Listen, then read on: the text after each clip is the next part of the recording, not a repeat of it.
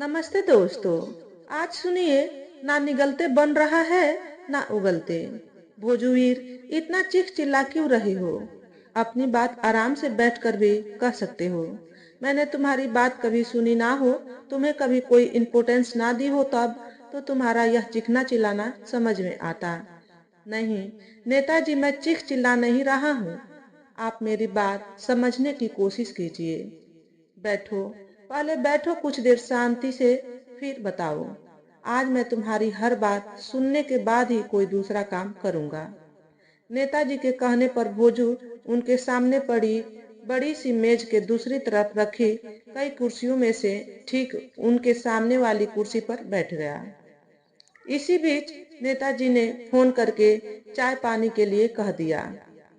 फिर भोजूवीर की तरफ मुखातिब होकर बोले, देखो भोजू, अभी हमें सारा ध्यान इस बात पर देना है कि चुनाव करीब आ गए हैं।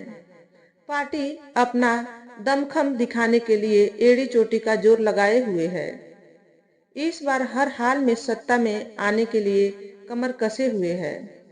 यही समय है जब हमें भी अपना पूरा दमखम हर हाल में दिखाना है। हमें पार्टी नेतृत्व को यह दिखाना है, एहसास कराना है कि हम अपने क्षेत्र के न सिर्फ एकमात्र सबसे बड़े मजबूत नेता हैं, बल्कि संसदीय चुनाव में टिकट के एकमात्र दावेदार भी हम ही हैं। हमें टिकट देंगे तो यह सीट पक्की है। यहाँ हमारे सामने न पार्टी का कोई दूसरा नेता है, ना ही किसी और पार्टी की कोई हैसियत है। हमारी सीट इतनी पक्की है कि चुनाव तो औपचारिकता मात्र है। भोजू, यह समय जब और मजबूती से अपना दावा पेश करने का है। पिछले कई साल से पार्टी के लिए हमने जो मेहनत की है, जो समय पैसा खर्च किया है, उसे ब्याज सहित पाई पाई वसूलने का है। ऐसे महत्वपूर्ण अवसर पर तुम वह काम करने के लिए कह रहे हो, हफ्ते भर से, जिससे अब तक के सारे किए धरे पर पानी फिर जाएगा। पार्टी इसे हमारी बगावत मानेगी। 1 मिनट का भी समय नहीं लेगी हमें पार्टी से बाहर का रास्ता दिखाने में। जिला महासचिव तो कब का इसी फिराक में बैठा है कि तुम किसी तरह हाशिए पर पहुंचे और उसका रास्ता साफ हो। तुम ही बताते रहते हो कि किस तरह बराबर हम सबकी चुगलखोरी करने, हमें डैमेज करने में लगा रहता है। जब देखो तब दिल्ली में आला कमान से संपर्क साधने में लगा रहता है। सब कुछ जानते हुए भी तुम यह सब क्यों कह रहे हो? सच क्या है वह बताओ। नेताजी देखिए, एक तो पता नहीं क्यों आप मुझ पर शक कर रहे हैं कि मैं कुछ छुपा रहा हूँ। बार बार कहता हूँ कि आपको छोड़कर कहीं जाने वाला नहीं हूँ। मैं साफ साफ यह कहना चाहता हूँ कि हम लोग बीते 8-9 सालों से पार्टी के लिए और जो ऊपर बड़े नेता आला कमान को घेरे रहते हैं, उन सब की चमचई कर करके आज तक कुछ नहीं कर पाए। थोड़ा बहुत इधर उधर का काम और इन सब से मिलने जुलने का कोई मतलब है क्या? क्या है हमारा भविष्य? कहने को हमारा लीडर कहता है कि हम युवाओं को आगे ले आएंगे। युवा देश की हमारी ताकत है। हमें उन्हें आज अवसर देना ही होगा। लेकिन असल में हो क्या रहा है, आप भी जानते हैं, हम भी जानते हैं। चाहे किसी प्रदेश की यूनिट हो या केंद्र की, सारे महत्वपूर्ण पदों पर वही पुराने खुसट डेरा जमाए हुए हैं। साले हिलने डुलने को मुहताज हैं। मुंह से बोल निकल नहीं पाते हैं, लेकिन फिर भी खूंटा गाड़े जमे हैं। पार्टी को भी जमाए हुए हैं, ना खिसक रहे हैं, ना पार्टी को खिसकने दे रहे हैं। मुझे पार्टी का कोई भी भविष्य नजर नहीं आ रहा है। हमारा लीडर 50 साल का हो रहा है, लेकिन आज तक बोलना नहीं सीख पाया।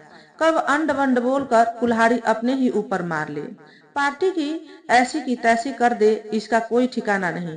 जब कभी लगता है कि पार्टी 2 कदम आगे बढ़ी है, तभी वह कुछ ऐसा कर बैठता है कि पार्टी 4 कदम पीछे चली जाती है। नेताजी, नेताजी, इस जहाज के पेंदे में इतने छेद हो चुके हैं कि उन्हें ठीक करना असंभव है। कम से कम इस लीडर के रहते तो कोई प्रश्न ही नहीं उठता। तो आखिर हम इस गल चुके पेंदे वाले जहाज में क्या सफर करें, जिसका डूबना निश्चित है? चलो, गलती हुई, गलत जहाज में सवार हो गए। जानकारी नहीं थी, लेकिन अब तो सब कुछ जान चुके हैं, देख रहे हैं, तो अब समझदारी इसी में है कि समय रहते निकल लिया जाए। इस जहाज का डूबना निश्चित है। थोड़ा ज्यादा बड़ा है तो समय कुछ ज्यादा लेगा, बकिया डूबना तो तय है।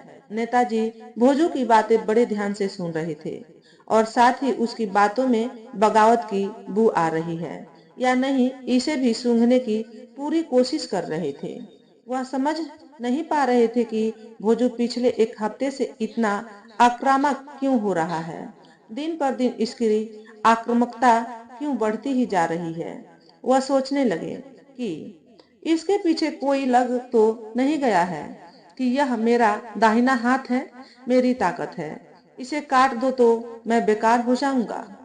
पैसा रुपया सब मेरा ना सही, लेकिन 80% तो मेरा ही लगता है, बाकी में यह और अन्य है। लेकिन राजनीति की असली पावर भीड़ तो इसी के पास है। यह हाथ से निकल गया तो मैं कहीं का नहीं रह जाऊंगा।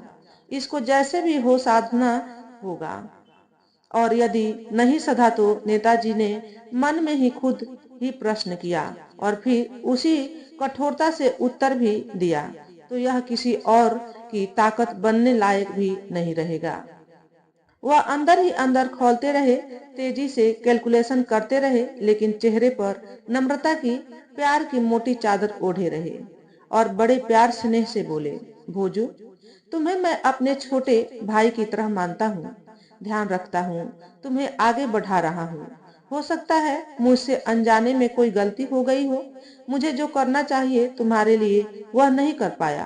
तुम निसंकोच निश्चित होकर सब बताओ, अपने बड़े भाई को आज सब कुछ बताओ कि आखिर क्या छूट रहा है मुझसे। नेताजी भोजू को समझाते रहे। उसे जितना समझाते वह उतना ही अपनी बात पर अडिग होता गया। नेताजी की चार तार की चाशनी में पूरी गहराई तक रची पगी भावनात्मक बातों को भोजू ने अपने करीब फटकने ही नहीं दिया। चाय नमकीन एक नहीं 2 बार आई और खत्म हो गई, लेकिन ना नेताजी भोजू को समझा पाए और ना ही भोजू नेताजी को। अंततः नेताजी की ओढ़ी हुई सजनता भोजू के लिए उमड़ता जा रहा प्यार स्नेह अचानक ही एक झटके में गायब हो गया।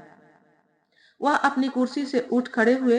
भोजू भी जैसे पहले ही से तैयार था, वह भी खड़ा हो गया, लेकिन नेताजी उसकी उम्मीदों से भी कई ज्यादा मुखर हो चुके थे।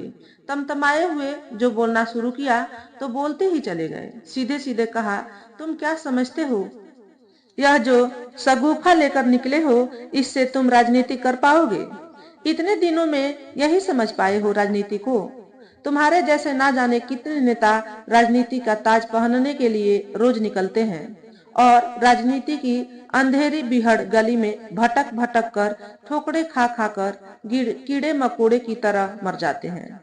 इस भीड़ में से निकल वही पाया है जो अपने सीनियर के पद चिन्हों पर बिना आवाज किए उसके पीछे पीछे चला है। तुम अभी राजनीति में पहली भोर की दोपहरी भी नहीं देख पाए हो और हमें बता रहे हो कि राजनीति कैसे करें। किसके इशारे पर हमें राजनीति सिखा रहे हो? कितनी कमाई कर ली है वहां से? नेताजी की बातें भोजू को तीर सी बेधती चली गई। नेताजी के सारे आरोप झूठे थे। वह पूरी तरह उनके प्रति निष्ठावान था, लेकिन नेताजी की कच्छप चाल वाली राजनीति से बुरी तरह तंग आ चुका था। वह नेताजी और अपनी ताकत भी अच्छी तरह जानता समझता था और पार्टी में अपनी हैसियत से भी वाकिफ था। वह अच्छी तरह जानता था कि पार्टी में उसकी हैसियत नेताजी के दुम छल्ले की है। यह छल्ला खनकता भी तभी है जब नेताजी की दुम हिलती है। वह अपने इस इमेज से आजिज आ गया था, बड़ी शर्मिंदगी महसूस करता था, बदलना चाहता था अपनी इस इमेज को, निकलना चाहता था इस इमेज के शिकंजे से। उसे अच्छी तरह मालूम था कि नेताजी की राजनीति का इंजन वही है। यदि वह निकल गया तो नेताजी बिना इंजन के ढांचा चेचिस बॉडी भर रह जाएंगे, जो बिना इंजन के हिल भी न पाएगा, खड़े खड़े जंग खा जाएगा, खत्म हो जाएगा। मन में वह नेताजी से ज्यादा तेजी से कैलकुलेशन करते हुए सोच रहा था कि यह सब कुछ जानते हुए भी जिस तरह का व्यवहार मुझसे कर रहे हैं वह अब बर्दाश्त के बाहर है। अब इनको दिखा कर रहूंगा कि यह कायस्थ कुलोभद्रव है, तो मैं भी कायस्थ कुलोभद्रव हूँ। नमक से नमक नहीं खाया जा सकता, एक म्यान में दो तलवारें नहीं रह सकती। इतने दिनों से रहती आई, यही बहुत बड़ी, बहुत अनोखी बात है। अब समय आ गया है कि इनसे मुक्ति पालो। दिखा दूं लाला जी को कि तुम हमसे हो, हम तुमसे नहीं। अनादिका कितना सही कहती है कि तुम कितना भी कोशिश कर लो, तुम्हारी यह दोस्ती अब बस पूरी ही होने वाली है। वह कितने दिनों से कह रही है कि तुम्हारा नेता इस काबिल नहीं कि लीडर बन सके, तुम्हारे जैसे लोगों को नेतृत्व दे सके। वह मेरी बातें सुन सुनकर कितनी बार बोल चुकी है कि तुम्हारे इस लोकल लीडर और नेशनल लीडर में भी लीडरशिप पॉलिटिक्स के कोई जर्म्स है ही नहीं।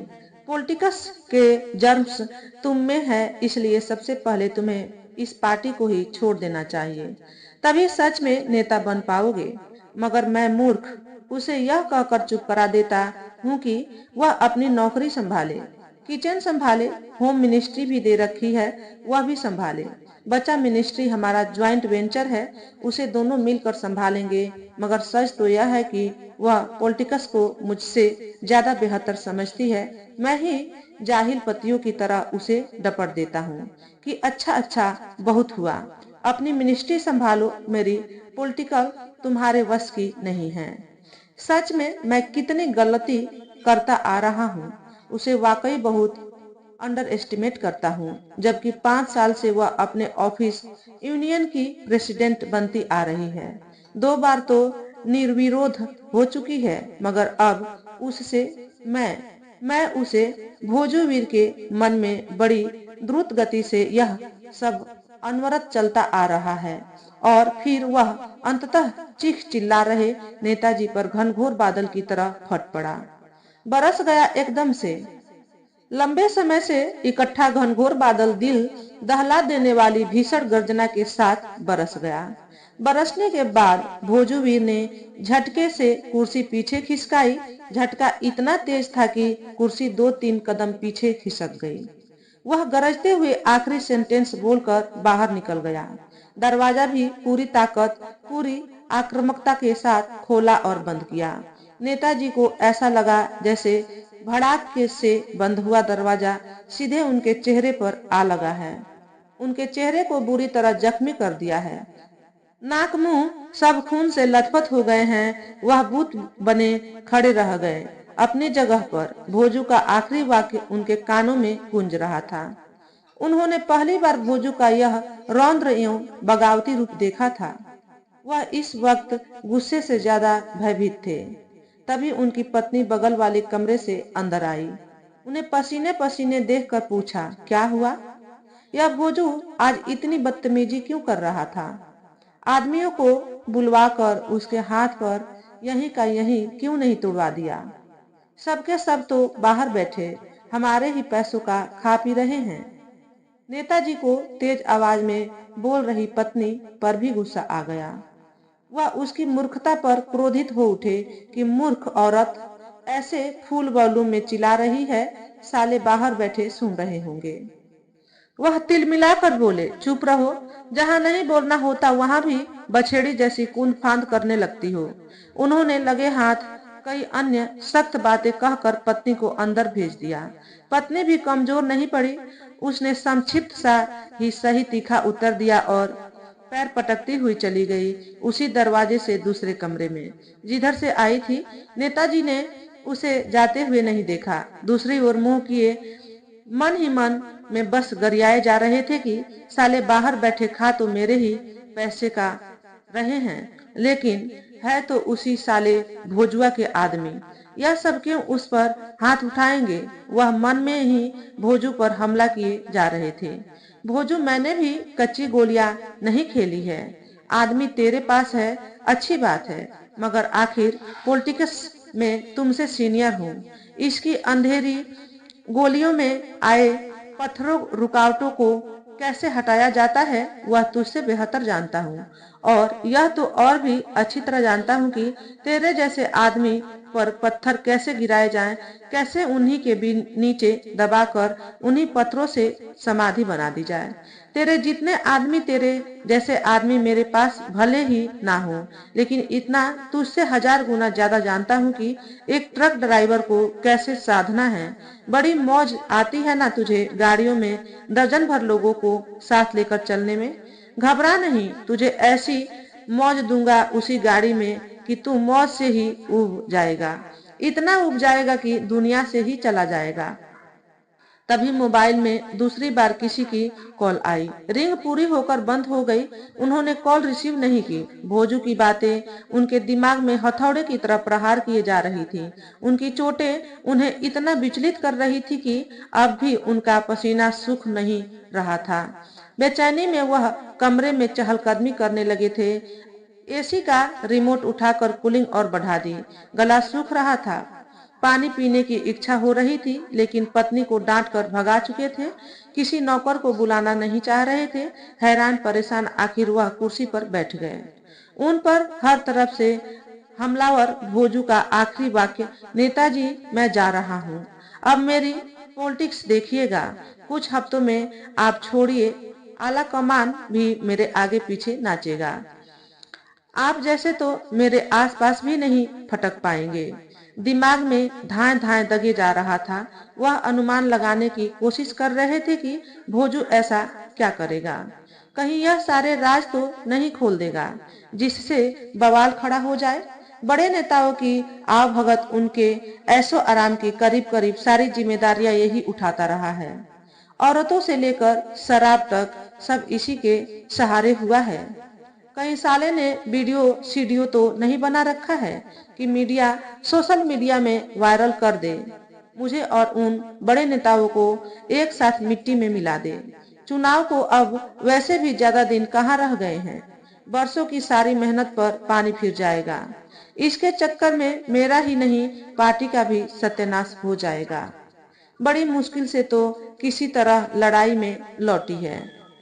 कुछ उम्मीद जागी है। यह भोजवा तो साला वाकई भस्मासुर बन गया है, लेकिन भस्मासुरों को जीने का हक कहाँ है। भोजवा तूने जीने का हक खो दिया है। अब मेरी समाधि भी घर वाले तेरी प्रिय मातृभूमि भोजवीर में ही बनवाएंगे। भोजवा तू नाहक ही नहीं, भोजवीर से मरने के लिए यहाँ मेरे पास चला आया। चमकाता अपनी राजनीति वहीं भोले बाबा के पास वाराणसी में भोजूवीर में। नेताजी बड़ी सावधानी से लग गए किसी ट्रक ड्राइवर को साधने में। सावधानी इतनी कि पत्नी को भी पहली बार अपने किसी काम में राजदार नहीं बना रहे थे। मोबाइल से कोई बात नहीं कर रहे थे। जरूरत पड़ने पर अकेले ही निकल रहे थे, किसी ड्राइवर या गाड़ी को लेकर नहीं। रात के अंधेरे में टहलने के बहाने बाहर निकलते, फिर कुछ दूर जाकर ओला या उबर टैक्सी बुक करते। जहां जाना होता उससे थोड़ा पहले ही उतर जाते। ठीक इसी तरह वापस भी आ जाते। पत्नी हर बार पूछती, कहाँ चले गए थे इतनी देर तक। फोन भी रिसीव नहीं करते। मन घबराने लगता है। सच यह था कि भोजू से 36 का आंकड़ा बनने के बाद से नेताजी भी बाहर निकलते घबराते थे। बिना सिक्योरिटी के बाहर निकलते तो घर के अंदर आ जाने तक पसीने से तर रहते। लेकिन अपनी नेतागिरी के कैरियर को लेकर इतना सजग कि उसके लिए जान हथेली पर रखकर निकलना भी उन्हें मंजूर था। उन्हें पूरा शक ही नहीं, विश्वास था कि अगर भोजू को जरा भी पता चल गया तो वह एक्शन लेने में सेकंड के 10वें हिस्से जितनी भी देरी नहीं करेगा। ऐसी जगह मार कर डालेगा कि एक बाल का भी पता नहीं चलेगा। उनके ही कहने पर तो कुछ ही साल पहले उसने एक अच्छे खासे दबंग को ठिकाने लगा दिया था। आज तक थाने में लापता ही दर्ज है। भोजू के जाने के बाद वह लगातार उसके एक एक पल की खोज खबर लेने में लग गए, लेकिन उन्हें कुछ खास सटीक जानकारी मिल नहीं पा रही थी। उन्हें जितनी असफलता मिल रही थी, उनकी बेचैनी उतनी ही ज्यादा बढ़ती जा रही थी। वह यहाँ तक पता लगाने की कोशिश कर रहे थे कि भोजू आला कमान तक पहुंचने की कोशिश में तो नहीं है।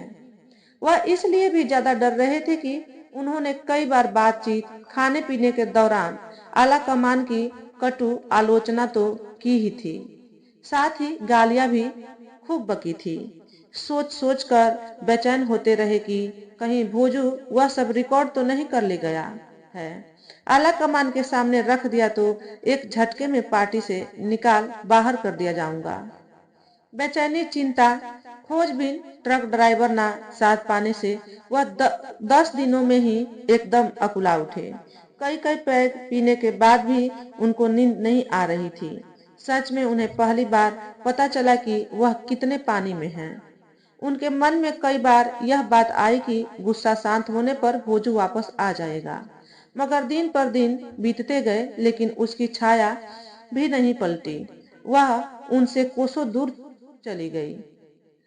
अपनाहट में उन्हें यह शक भी परेशान करने लगा कि उनके आसपास आज भी जो लोग हैं वह वाकई उनके है भी या नहीं, या भोजू के जासूस बनकर उनके आगे पीछे लगे हैं। हर आदमी उनके शक के रडार पर आ गया।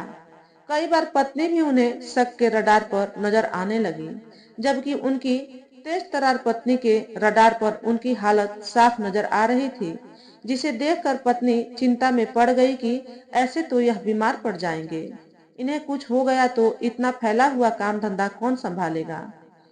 चारों बच्चे अभी छोटे ही हैं। आखिर उन्होंने एक दिन नेताजी को बहुत समझा बुझा कर कहा, देखिए, पता नहीं कितने राजनीतिज्ञ पता नहीं कितनी बार यह कहते आए हैं कि राजनीति में ना तो कोई अस्थाई शत्रु है, ना कोई अस्थाई मित्र। देखते नहीं कैसे जानी दुश्मन नेता पार्टियां जरूरत पड़ने पर पल भर में थूक कर बार बार चाटने में देर नहीं करते, पल भर में गले मिलने लगते हैं। उन्हें देखकर तो कहना पड़ता है कि सांप छछूंदर की, सांप नेवले की भी दोस्ती हो जाती है। इस पर नेताजी एकदम तड़कते हुए बोले, आखिर तुम कहना क्या चाहती हो। नेताजी भीतर ही भीतर बुरी तरह हिल रहे थे। पत्नी से उनकी वास्तविकता छिपी नहीं थी, फिर भी पत्नी ने अनजान बनते हुए उन्हें अपनी योजना बताई। योजना सुनते ही नेताजी लगे तिया पाचा बतियाने, लगे तांडव नृत्य करने। इतना भीषण कि पत्नी को लगा कि उसका अनुमान गलत है, कि पति के बारे में वह सब कुछ जानती समझती है। सदैव की भांति वह फिर चली गई दूसरे कमरे में। इधर जब नेताजी का पारा ठंडा हुआ तो उन्हें पत्नी की बातों में दम नजर आने लगा। कुछ ही देर में यह दम उनके दिमाग में बढ़ चढ़ कर बोलने लगा। आखिर उन्होंने तय कर लिया कि वह पत्नी की सलाह पर अमल करेंगे, मगर यह तय करते ही समस्या यह आन पड़ी कि बहाना कौन सा ढूंढे, कौन सा अवसर ढूंढे। इस पर उन्हें ज्यादा माथापच्ची नहीं करनी पड़ी। कुछ ही दिन बाद उनकी माँ की बरसी थी। वही समय उन्हें ठीक लगा। सोचा इस अवसर को ही भुनाता हूँ। उनके मन में एक लालच और उठ खड़ा हुआ कि इसी बहाने कितने उनके कहने पर चल सकते हैं यह भी पता चल जाएगा। भोजू और पार्टी को भी अपनी ताकत का एहसास करा देंगे। यह सोचने के साथ ही उनके मन में एक चोर भी आ बैठा कि यह योजना कहीं बैकफायर न कर जाए, यह कहीं कम लोगों के आने से फ्लॉप शो ना बन जाए। ऐसा हुआ तो लेने के देने पड़ जाएंगे। फिर खुद ही उतर दिया कि अगर ऐसा हुआ तो कहूंगा माँ की बरसी है, खुशी या शक्ति प्रदर्शन का अवसर नहीं। आप लोग कम से कम भावनात्मक बातों को राजनीति का हिस्सा ना बनाया करें। उल्टा चढ़ बैठूंगा क्वेश्चन खड़ा करने वालों पर। नेताजी ने पूरा जोर लगा दिया, इतना कि जैसे एमपी का चुनाव लड़ रहे हो। नगर, जिला, प्रदेश से लेकर आला कमान तक जोर लगा दिया। जिसे कभी झुक कर नमस्कार नहीं किया था उसके भी चरणों में झुक गए, जिसके चरण छूते थे उसके कदमों में लेट गए, रीढ़ विहीन जीव से रेंग गए। गरज यह कि जितना बड़ा नेता आएगा भोजुआ पर उतना ही ज्यादा असर पड़ेगा। ज्यादा प्रभाव पड़ेगा तो वह फिर से मेरे कदमों में लौटेगा। जितनी बार नेताजी के मन में यह बात आती उतनी ही बार वह भोजू को सबसे बदतरीन गालियों से नवाजते कि इस साले के कारण 20 लाख रुपए फूकने पड़ रहे हैं। लाखों रुपए तो कन्वेंस में डूब गए हैं। कितने चक्कर तो दिल्ली के लगा चुका हूँ। 3-3, 4-4 लोगों को लेकर हवाई जहाज में आनन फानन में जाना आना कितना हो गया। यह साला बहुत बड़ा भस्मासुर बन गया है। देखो अभी और क्या क्या करवाता है। नेताजी की सारी मेहनत के परिणाम वाले दिन ऐसा मिला जुला परिणाम रहा कि नेताजी ना सिर पीट पा रहे थे, ना ही खुशी मना पा रहे थे। कोई बड़ा नेता व्यक्ति नहीं आया। कुछ के व्हाट्सएप मैसेज आए कि ईश्वर माता जी की आत्मा को शांति प्रदान करें। कुछ मैसेज इतनी जल्दी, इतनी लापरवाही से भेजे गए कि भाई लोग बरसी को खुशी का अवसर मान बैठे। नेताजी इन सब को पढ़ पढ़ कर मन में खूब गरियाए जा रहे थे। ज्यादातर वही लोग आए जिनकी गिनती छूट भये नेताओं में होती थी, या वह जो मुफ्त का खाने पीने का अवसर ढूंढते रहते हैं, मिलने पर कहीं भी टूट पड़ते हैं। कुल मिलाकर नेताजी की अपेक्षा से कम ही लोग आए। खाए पिए चल दिए। कोई महत्वपूर्ण आदमी आया ही नहीं। सारे समय जिस एक आदमी को उनकी आंखें ढूंढ रही थी वह दिखा ही नहीं। भोजू का साया भी उन्हें कहीं नजर नहीं आया। उसके खासम खास में से भी कोई नजर नहीं आया। नेताजी तंबू उखाड़ने तक उसका इंतजार करते रहे। बार बार मोबाइल देखते, रिंग होने पर उनको लगता कि भोजू का फोन आ गया। हर बीतते पल के साथ उनका दिल बैठता जा रहा था। उनकी दशा उनकी पत्नी से छिपी नहीं थी। उन्हें भोजू पर गुस्सा और पति पर दया आ रही थी। देर रात नेताजी बिना ठीक से खाए पिए ही अपने बेडरूम में चले गए। पत्नी सारा तामझाम समेटवाने के बाद उनके पास पहुंची। उनकी मानसिक हालत को देखते हुए उन्होंने ज्यादा कोई बात करने के बजाय ठंडा ठंडा कूल कूल तेल उनके सिर पर लगाया, फिर हल्का हल्का सिर दबाकर सुलाने की कोशिश की। नेताजी भी आंखें बंद किए रहे, लेकिन उन्हें नींद नहीं आ रही थी। बार बार भोजू को गरियाते कि साले को बेशर्म बनकर 4-4 बार बुलावा भेजा। बरसी में बुलावा भेजने का औचित्य न होने के बावजूद ऐसा किया। व्हाट्सएप मैसेज दिया, माँ की बरसी का इमोशनल कार्ड भी खेला, लेकिन सब बेकार। साले की आंखों में सुअर का बाल है। सुअर का बाल नहीं तो जरूर आता, भले ही 2 मिनट को अपना मनहूस चेहरा ही दिखाने को सही। इन सबसे ज्यादा नेताजी को कुछ देर पहले ही बड़े पापड़ बेलने के बाद मिली इस सूचना से और चिंता होने लगी कि भोजू किसी बड़े निर्णायक कदम को उठाने में लगा है। इतना ही नहीं, इसके लिए वह पार्टी भी छोड़ने जा रहा है, वह भी बस कुछ ही दिनों में। इस सूचना ने नेताजी की पैरों के तले जमीन खिसका दी, क्योंकि वह अच्छी तरह जानते थे कि भोजू के पास उनके जो जो राज हैं, पार्टी छोड़ने के बाद वह उनका यूज करके उन्हें निश्चित ही सड़क पर ला खड़ा करेगा और वह उसका कुछ भी नहीं कर पाएंगे। उन्हें सुलाते सुलाते खुद पत्नी सो गई, मगर उन्हें नींद नहीं आई। उन्हें ऐसा महसूस हुआ कि जैसे तनाव से उनकी नसें फट जाएंगी। वह उठे, अलमारी से व्हिस्की निकाली, बिना सोडा पानी के नीट ही गिलास में डाल डालकर एक झटके में पीते गए। 1-2 नहीं 3-4 लार्ज पैक पी गए और कुछ ही देर में बेड पर भद्द से पसर गए। इतना तेजी से दोनों हाथ फैलाए बेड पर पसरे, क्या गिरे कि बड़े से बेड पर एक तरफ गहरी नींद में सो रही पत्नी से टकरा गए। इतनी तेज की गहरी नींद में सो रही पत्नी घबराकर उठ बैठी, लेकिन पति पर एक नजर डालते ही समझ गई कि माजरा क्या है। वह उठी और किसी तरह उन्हें सीधा कर बेड के बीचों बीच लिटाया और फिर कई कुशन उठाकर ले आई और उन्हें उनकी दोनों तरफ लगा दिया, ताकि नशे में कहीं वह बेड से नीचे ना लुढ़क जाए। खुद दूसरे कमरे में सोने चली गई।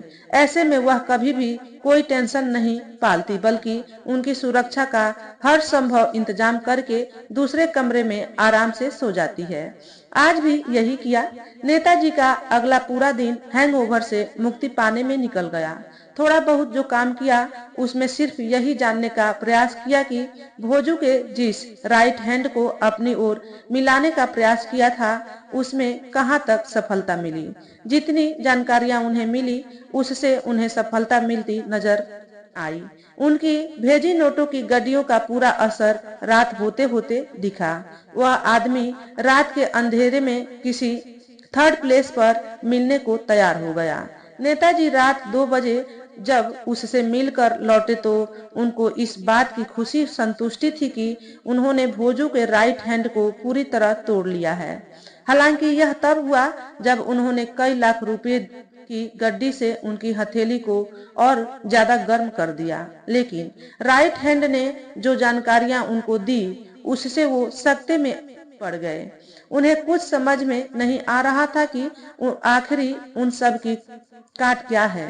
वह यह नहीं समझ पा रहे थे कि आखिर किससे सलाह मशविरा करें, किससे पूछे कि उन्हें क्या करना चाहिए। टेंशन बढ़ते ही वह हमेशा की तरह अपनी बार की तरफ बढ़ गए। आज भी बड़ी बोतल निकाली, लेकिन कुछ देर हाथ में लिए पता नहीं क्या सोचते रहे, फिर उसे उसी तरह अलमारी में रखकर बंद कर दिया। बार के सामने ही पड़े बड़े से सोफा कम बेड पर पसर गए। नींद चैन उन्हें कोसों दूर दूर तक नहीं दिख रही थी। उधेड़ बुन में ज्यादा देर तक पसर भी नहीं पाए तो कमरे में चहलकदमी करने लगे। बेड पर पत्नी गहरी नींद में सो रही थी। वह कब आए इसका पता उसे नहीं था। नेताजी की चहलकदमी ने उन्हें उम्मीद की एक किरण दिखा दी। उन्हें अपने एक हम प्याला हम निवाला लेखक मित्र की याद आई, जिसे वह न सिर्फ राजनीति बल्कि जीवन के हर क्षेत्र में अपना सलाहकार बनाए हुए थे। कई मौकों पर उसने बड़ी बड़ी गंभीर समस्याओं का समाधान उन्हें बताया और समस्या से बाहर भी निकाला था। मित्र का ध्यान आते ही उन्होंने यह भी न देखा कि रात के 3 बज रहे हैं। मोबाइल उठाया और कॉल कर दी। कई बार रिंग करने के बाद कॉल रिसीव हुई। छूटते ही नेताजी बोले, क्या मित्रवर यहाँ जान पर बनी हुई है और आप हैं कि कॉल तक रिसीव नहीं कर रहे हैं। लेखक महोदय ने कहा, नेताजी इतनी रात को कॉल किया, सब ठीक तो है ना। सब तो क्या, कुछ भी ठीक होता तो सवेरे तक का इंतजार कर लेता, मगर कुछ भी ठीक नहीं है, इसलिए इंतजार करने का कोई मतलब नहीं था। अच्छा तो फिर मुझे जल्दी बताइए, क्या बात है। नेताजी बोले, फोन पर सारी बातें नहीं हो पाएंगी, मिलकर ही कर सकते हैं। ठीक है, मैं आने को तैयार हूँ, लेकिन इस वक्त मेरे पास कोई साधन नहीं है। आप रहने दीजिए, मैं खुद आ रहा हूँ। नेताजी ने गाड़ी निकाली और पत्नी को बिना बताए चले गए अपने सलाहकार मित्र के पास। सलाहकार मित्र को भी नेताजी और भोजू के बीच तानातानी की भनक थी। नेताजी ने सिलसिलेवार उन्हें सारी बातें बताई। कहा, आज ही उसके सबसे बड़े हमराज और दाहिने हाथ ने बताया है कि भोजू कोई बड़ा आंदोलन चलाने की तैयारी कर रहा है। इससे ज्यादा महत्वपूर्ण यह कि पार्टी छोड़कर यह सब करेगा। यदि वह सक्सेस हुआ तो मेरी पॉलिटिकल करियर समाप्त, असफल हुआ तो भी। नेताजी की इस बात पर लेखक सलाहकार मित्र ने पूछा, असफल होने पर कैसे। मित्र की इस बात पर नेताजी खिंच उठे।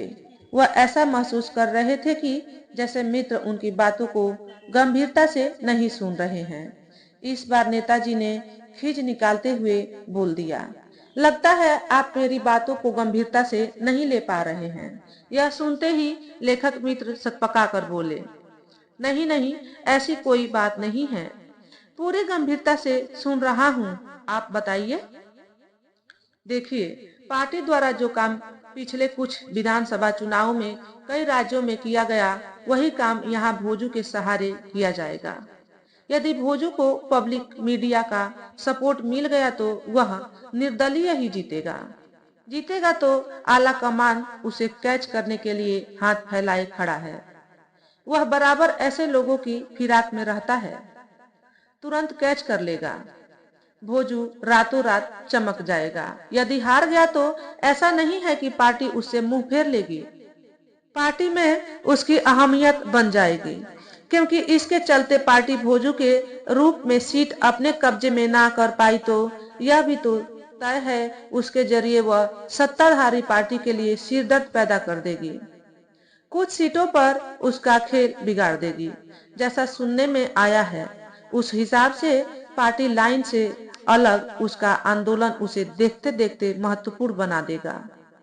उसके ऊपर हर तरफ से धन, सरकारी सुरक्षा सब बरसने लगेगा और तब मेरे पास कुछ नहीं बचेगा। मेरी राजनीति पूरी तरह खत्म हो जाएगी। मैं पूरी तरह खत्म हो जाऊंगा। मेरे सामने राजनीति से तौबा करने, कहीं मुंह छुपाकर बैठने, डूब मरने के सिवा कोई रास्ता नहीं बचेगा। यह कहते हुए नेताजी बहुत गंभीर हो गए। गंभीर लेखक महोदय भी हो उठे थे, लेकिन जल्दी ही खुद को संभालते हुए बोले, देखिए, उसे मैं समझ तो बहुत दिनों से रहा था। मैंने एक दो बार आपसे कहा भी था कि इससे अलर्ट रहिए। कई बार संकेत दिए, लेकिन आप इग्नोर करते रहे। कहते रहे कि भोजूवीर ऐसा नहीं है, वह कुछ भी कर सकता है, लेकिन मेरे साथ गद्दारी नहीं। लेकिन मैं बराबर उसे पढ़ने का प्रयास कर रहा था। मैं देख रहा था कि वह बहुत एग्रेसिव सोच का है। नियम कानून या सिस्टम को फॉलो करने वाली उसकी सोच नहीं है। उसे बस पैसे और रुतबे की हवस है, चाहे जैसे मिले। उसके दिमाग में यह भरा हुआ है कि एक व्यक्ति अराजकता पैदा कर एक प्रदेश का सीएम बन बैठा है। हालांकि अब उसकी इमेज थूकने चाटने भर की रह गई है। दूसरे दो को उसने देखा कि वह जातीय मुद्दे के नाम पर हिंसा, उपद्रव करवाकर विधायक बन गए। एक जातीय मुद्दे को आरक्षण की आग लगाकर तकनीकी कारणों से विधायक तो नहीं बना, लेकिन पैसा, लोगों को हुजूम, सरकारी सुरक्षा ने उसे भी वीआईपी बना दिया है। वह यही सब करना चाह रहा है। खबरें मेरे पास भी है कि उसने न सिर्फ अपने रास्ते का निर्धारण कर लिया है, बल्कि उस पर बहुत आगे निकल चुका है। कुछ ही दिन बाद आप लोगों को देवता चित्रगुप्त की पूजा है। उसी दिन वह अपना आंदोलन शुरू कर रहा है। उसकी तैयारी पूरी और पक्की है। उस दिन वह धरना स्थल पर ही पहले अपने लोगों को साथ सामूहिक पूजा करेगा, फिर पूजा के समापन के साथ ही कायस्थों को आरक्षण दिए जाने की मांग करेगा। वहीं से आंदोलन शुरू कर देगा। इसी उद्देश्य से उसने सामूहिक पूजा के नाम पर बड़ी संख्या में लोगों की उपस्थिति सुनिश्चित कर ली है। मुझे आश्चर्य तो यह हो रहा है कि आपको इन सारी बातों की पूरी जानकारी नहीं है। मैं तो सोच रहा था कि आपको बहुत कुछ पता होगा, लेकिन आपके पास बस उड़ती उड़ती जानकारी है। जिस दिन आपके यहाँ बरसी के कार्यक्रम में पार्टी के बहुत से लोग आ रहे थे, उसी दिन यह भी अफवाह थी कि भोजू 2 दिन से दिल्ली में पार्टी लीडर से गुफ्तगू कर रहा है। मैं सोच रहा था कि आप भी उस समय दिल्ली के चक्कर लगा रहे थे, आपको सारी खबर होगी। मगर यहाँ तो बात उल्टी है। नेताजी लेखक मित्र की बातें सुनकर एकदम भूत बन गए। उनकी हालत देखकर लेखक बोले, लेकिन आपको घबराने की जरूरत नहीं है। भोजू की इस चालाकी की काट मेरे दिमाग में कुछ धुंधली ही सही उभरने लगी है। कोई रास्ता निकल ही आएगा। यह ध्यान रखिएगा कि हर समस्या के साथ उसका समाधान भी नत्थी रहता है। थोड़ा समय दीजिए, मैं जल्दी ही आता हूँ आपके पास। सुबह हो चुकी थी। लेखक से विदा लेकर नेताजी चेहरे पर दयनीय भाव लिए बाहर निकले, मन ही मन गाली देते हुए, साले लेखक, मैं तेरे समाधान के इंतजार में अपना सत्यानाश करने वाला नहीं। मैं इस भोजुआ का वह हाल कर दूंगा कि इस बार यह ओम श्री चित्रगुप्ताय नमो नमः बोलने लायक ही नहीं रहेगा। उसके पहले ही उसके घर वाले राम नाम सत्य है, भोजू नाम सत्य है बोल चुके होंगे। यही सोचते हुए वह घर पहुंचे कि आज इसके तिया पाचा के काम को हरी झंडी दे दूंगा। उस साले ड्राइवर को उसकी मुंह मांगी कीमत दे दूंगा। घर पहुंचे तो उन्हें बीवी किसी से मोबाइल पर बात करती हुई मिली। गुस्से में उसे भी मन ही मन गरियाया। साली जब देखो तब मोबाइल ही से चिपकी रहती है। नेताजी सीधे बेडरूम में पहुंचे। सोचा कि 2-3 घंटा सो लूं, फिर निकलूं, लेकिन भोजू उन्हें लेटने देता तब ना। उसके दिलो दिमाग में निरंतर नगाड़ा बजाए जा रहा था। उनके दिमाग का कचूमर निकाले जा रहा था। नींद से कड़वाती आंखों, थकान से टूटते शरीर के बावजूद वह सो नहीं पाए। एक बार सोचा कि 2-4 पैग मारकर सो जाएं, लेकिन भोजू फिर आतंकी की तरह सामने आ खड़ा होता है। हार कर उन्होंने खूब जमकर नहाया, फिर निकल गए भोजूवीर के तिया पाचा को हरी झंडी दिखाने। करीब 3 घंटे बाद वह लौट जालिम ड्राइवर को हाफ पेमेंट एडवांस देकर बाकी काम होने के बाद देने का वादा भी कर आए। साथ ही चित्रगुप्त पूजा से पहले काम हो जाने का सख्त आदेश देना नहीं भूले।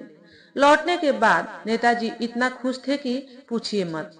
लग रहा था कि जैसे विश्व मैराथन दौड़ अत्यधिक कड़ी टक्कर मिलने के बाद भी रिकॉर्ड समय के साथ जीत कर आए हैं।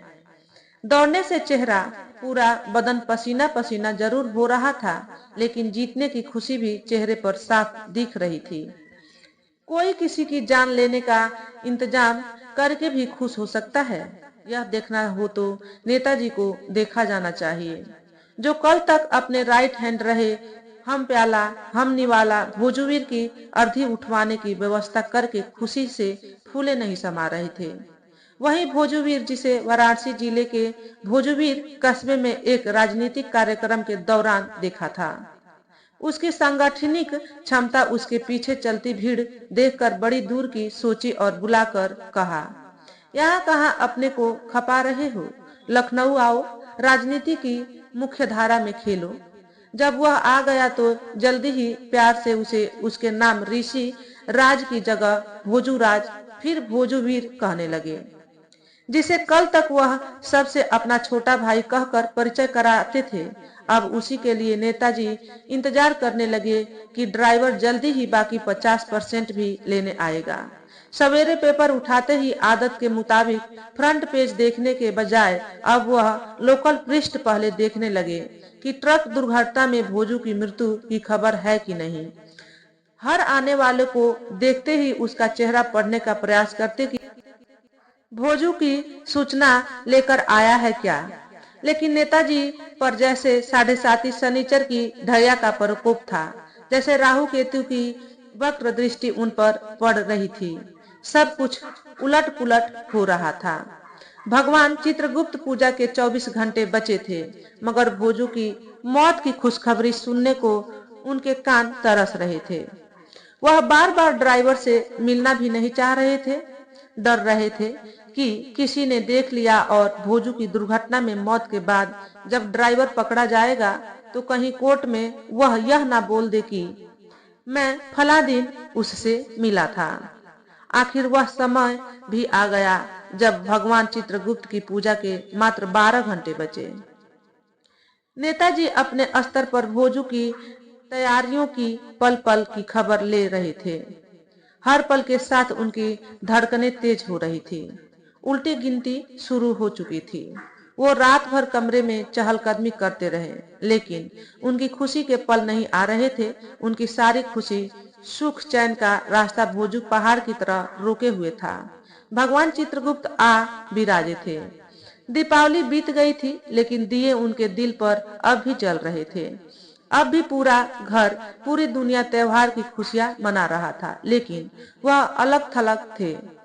हमेशा विधिवत भगवान चित्रगुप्त की पूजा करने वाले नेताजी पूजा के बारे में सोच भी नहीं रहे थे, जबकि पूजा के कुछ ही घंटे रह गए थे।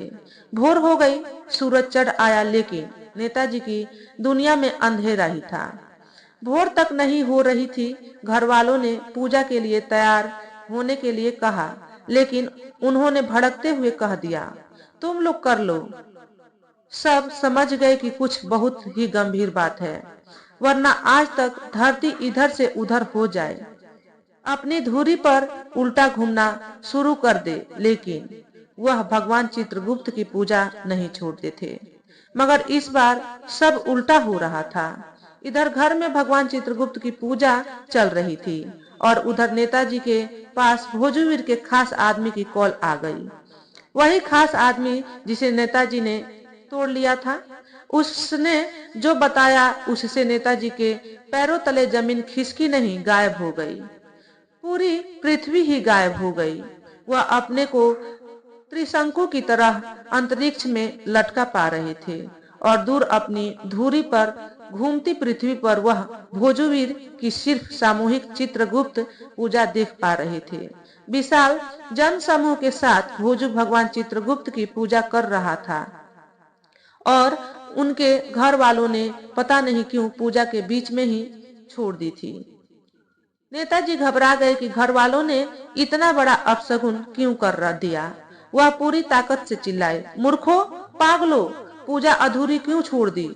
तुम सब पागल हो गए हो क्या? मुझे बर्बाद करने पर क्यों तुले हुए हो? मगर कोई नहीं सुन रहा था। तभी चित्रगुप्त भगवान की समवेत स्वरों में आरती शुरू हो गई। साथ में घंटा भी बज रहा था। घर के सभी लोग समवेत स्वर में आरती कर रहे थे। नेताजी का ध्यान भंग हो गया।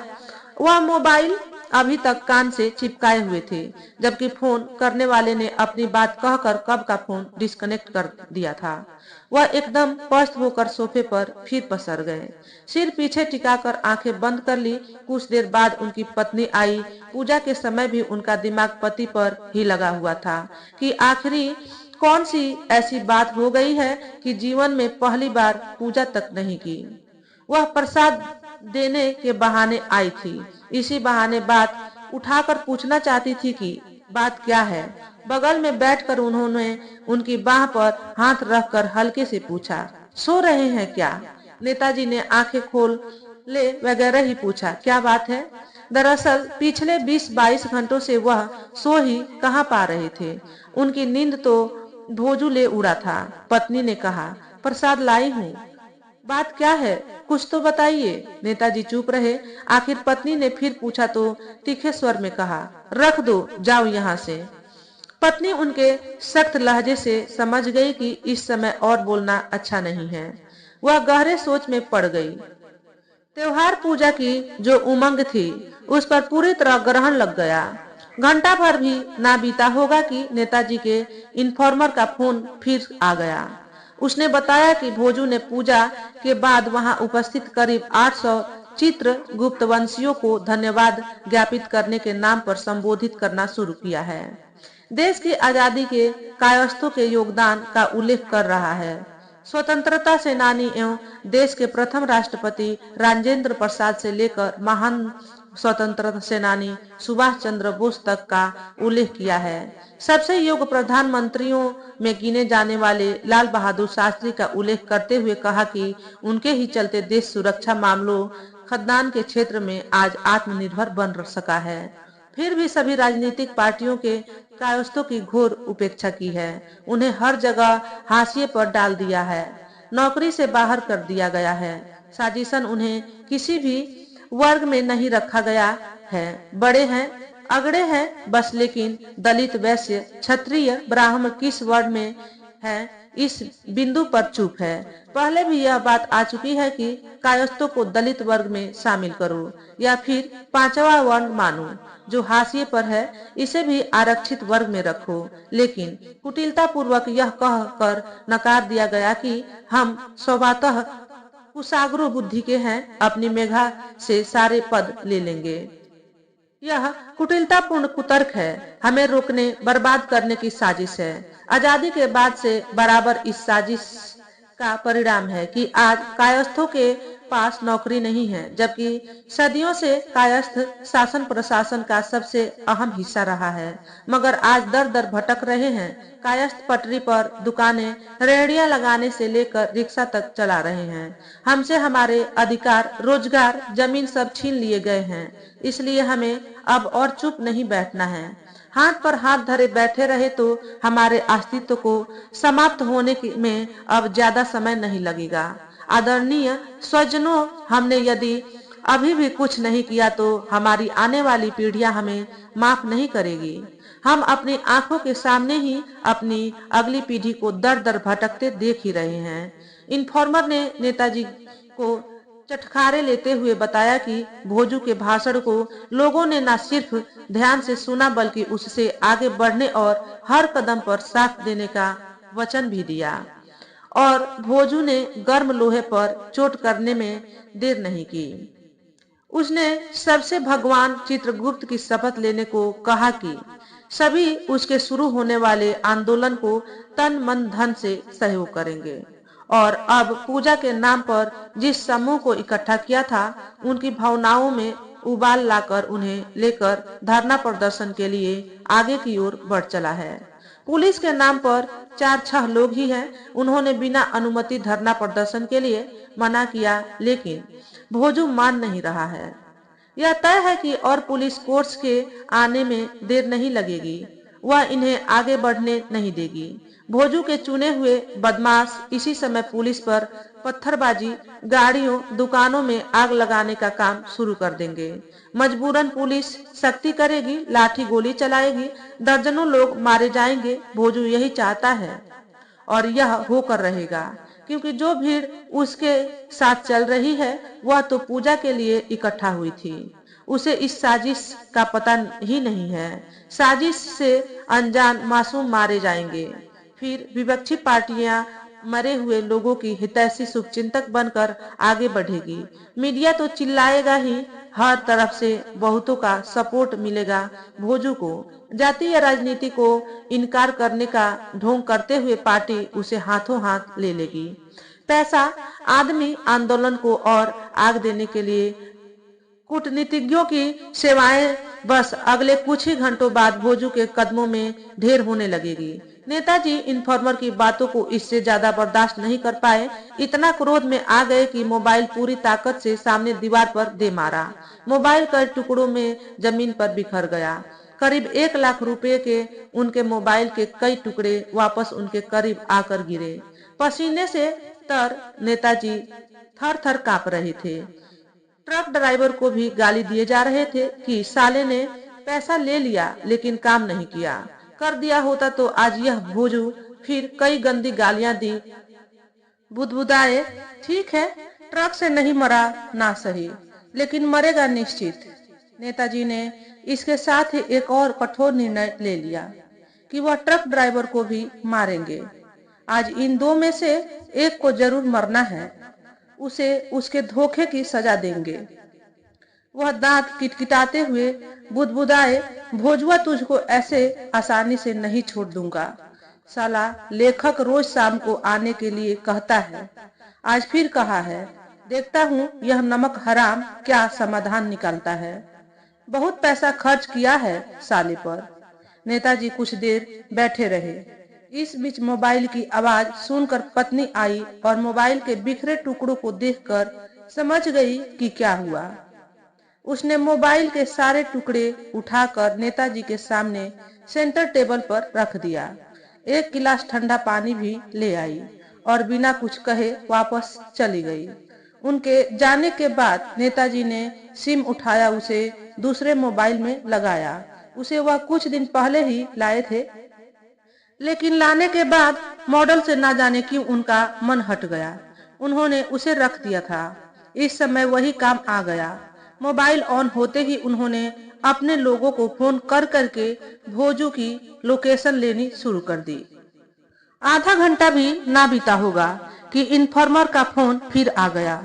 उसने नमक मिर्च के साथ फिर सूचना देनी शुरू की। छूटते ही कहा, पहले जहां 1-2 मीडिया कर्मी थे वहीं अब सारे प्रमुख चैनलों की वो वीवैन आ गई है। प्रिंट इलेक्ट्रॉनिक मीडिया का जमावड़ा हो गया है। बड़ी संख्या में police, PAC, rapid action force आ गई है। जुलूस को आगे बढ़ने से रोकने की पूरी कोशिश हो रही है, लेकिन साजिशन भोजू मुठभेड़ के लिए आमादा है। इन्फॉर्मर इतना ही बोल पाया था कि एक जोरदार धमाके की आवाज ने नेताजी के कान को सुन कर दिया। इन्फॉर्मर की भी आवाज बंद हो गई। फोन डिस्कनेक्ट हो गया था। नेताजी की घबराहट से ज्यादा उत्सुकता और बढ़ गई कि क्या हुआ। भोजू अपनी योजना में कामयाब हो गया क्या? उन्होंने कॉल बैक किया तो इन्फॉर्मर छूटते ही बोला, आप न्यूज चैनल देखिए, मैं बाद में कॉल करूंगा। नेताजी चीख पुकार, गोलियों की आवाज, धमाके, शोर के बावजूद कुछ और पूछना चाह रहे थे, लेकिन उधर से फोन काट दिया गया। नेताजी ने रिमोट उठाकर तुरंत टीवी ऑन किया। समाचार चैनल लगाने शुरू किए, लेकिन किसी पर भोजू के बारे में कहीं कुछ नहीं आ रहा था। वह चैनल बदलते रहे, लोकल न्यूज चैनल तक पहुंचे, लेकिन वहां भी भोजू के बारे में कुछ नहीं था। उन्होंने इन्फॉर्मर को फिर गाली दी। यह भी साला दगाबाज निकला क्या? उन्होंने रिमोट साइड में रख दिया। उन्हें महसूस हुआ कि गला बुरी तरह सूख रहा है, तो पानी उठाकर पिया। उसके पहले पत्नी जो प्रसाद रख गई थी उसमें से एक पीस मिठाई उठाकर खा ली थी। मिठाई पानी ने गले को कुछ तरावट दी तो बेचैन नेताजी ने रिमोट उठाकर फिर चैनल बदलना शुरू किया। कुछ ही चैनल बदल पाए थे कि उन्हें एक चैनल पर ब्रेकिंग न्यूज चलती मिली कि आंदोलनकारियों पर पुलिस की बर्बरतापूर्ण कार्रवाई। सूत्रों के अनुसार 1.5 दर्जन से अधिक लोगों की मौत, मरने वालों में महिलाएं, बच्चे भी शामिल। नेताजी की नजरें टीवी पर जम गई। आधे घंटे में पूरी तस्वीर साफ हो गई। इन्फॉर्मर ने जो बताया था थोड़ी देर पहले वही सब हुआ था। कई गाड़ियों, दुकानों, पुलिस के वाहनों को आंदोलनकारियों ने आग के हवाले कर दिया था। पुलिस ने पहले लाठी, आंसू गैस, वाटर कैनन का इस्तेमाल किया, लेकिन जब उपद्रवी काबू में नहीं आए तो मजबूरन गोलियां चलाई। मरने वाले में 7 बच्चे, 6 महिलाएं, 5 पुरुष थे। 2 दर्जन से अधिक पुलिस वाले भी घायल हुए। भोजू सहित सैकड़ों लोगों को पुलिस ने गिरफ्तार कर लिया था। भोजू को बिना अनुमति जुलूस, धरना प्रदर्शन करने, सरकारी संपत्तियों को नुकसान पहुंचाने, कानून व्यवस्था को बिगाड़ने, दंगा बलवा करने के आरोप में गिरफ्तार किया। वह जो चाहता था वह सब हो गया था। वह चैनलों पर छाया हुआ था। जब पुलिस उसे गिरफ्तार करके गाड़ी में बैठा रही थी तो उसने चैनल वालों से चीख चीख कर कहा कि पुलिस वालों ने चित्रांशियों के शांतिपूर्ण आंदोलन का बर्बरतापूर्वक दमन किया है।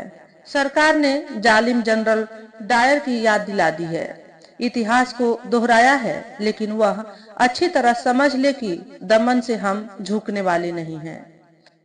डायर ने स्वतंत्रता सेनानियों का दमन किया, उनकी हत्या की तो उनका भी साहस नहीं रह पाया। इस सरकार की भी उल्टी गिनती शुरू हो गई है। हम चित्रांशी अब चुप नहीं रहेंगे। देश भर में फैलेगी यह आग। हम अपने अधिकार लेकर रहेंगे। हमें अपनी जनसंख्या के अनुपात में आरक्षण चाहिए ही चाहिए। वह चीख चीख कर बोले जा रहा था। रिपोर्टर माइक लिए उसी पर टूटे पड़ रहे थे। पुलिस ने जल्दी ही भोजू को ठूंस कर गाड़ी के अंदर भर दिया था। चैनल बार बार यही दृश्य दिखाए जा रहे थे। एंकर रिपोर्टर चीख चीख कर वही बात दोहराए जा रहे थे। उनकी बातें नेताजी के सिर पर हथौड़े की तरह पड़ रही थी। वह धम से सोफे पर बैठ गए। उन्हें कुछ सुझाई नहीं दे रहा था कि वह क्या करे। दिमाग में भयानक उथल पुथल मची हुई थी। वह सोच रहे थे कि मेरे पीछे पीछे चलने वाला भोजू देखते देखते घंटे भर में नेता बन गया। एक साथ सारे चैनलों पर छाया हुआ है। पूरा देश देख रहा है। देश क्या, विदेशी चैनल भी तो दिखा ही रहे होंगे। इतना बड़ा बवाल हुआ है, इतने सारे लोग मारे गए हैं। घायलों में से भी अभी बहुत से मर जाएंगे। सारे छोटे बड़े लीडर किस तरह इसी साले के पक्ष में बोल रहे हैं। जाति के नाम पर यह बवाल हुआ है, इसमें भी आला कमान सुर में सुर मिलाए हुए है। साला कोई मॉरल ही नहीं रह गया है। नेताओं के पीछे पीछे चलने वाले, जय जयकार करने वाले के लिए भी आला कमान घंटे भर में ही लाल गलीचा बिछाने लग गया है। देखता हूँ इस अपमान का बदला लेकर रहूंगा। नेताजी शाम को लेखक के आने तक कहीं बाहर नहीं गए। खाना भी ठीक से नहीं खाया। दिन भर टीवी के सामने जमे रहे, जहां तहां फोन मिलाते रहे। शाम को लेखक ने आने में 2 घंटे की देरी कर दी। इससे उनकी खीज, गुस्सा और बढ़ गया था। लेखक को सामने देखते ही नेताजी एकदम से तिलमिलाए, लेकिन स्थिति की गंभीरता को देखते हुए अपने गुस्से पर बड़ी मुश्किल से काबू कर लिया था। फिर भी बड़े तल्ख अंदाज में बोले, क्या भाई, यह क्या तरीका है? ना कॉल रिसीव करते हैं, ना मैसेज का जवाब देते हैं। मैं सुबह से परेशान हूँ। इसी बीच लेखक मुस्कुराते हुए उनके करीब पहुंचे और उनका हाथ दोनों हाथों से पकड़ लिया।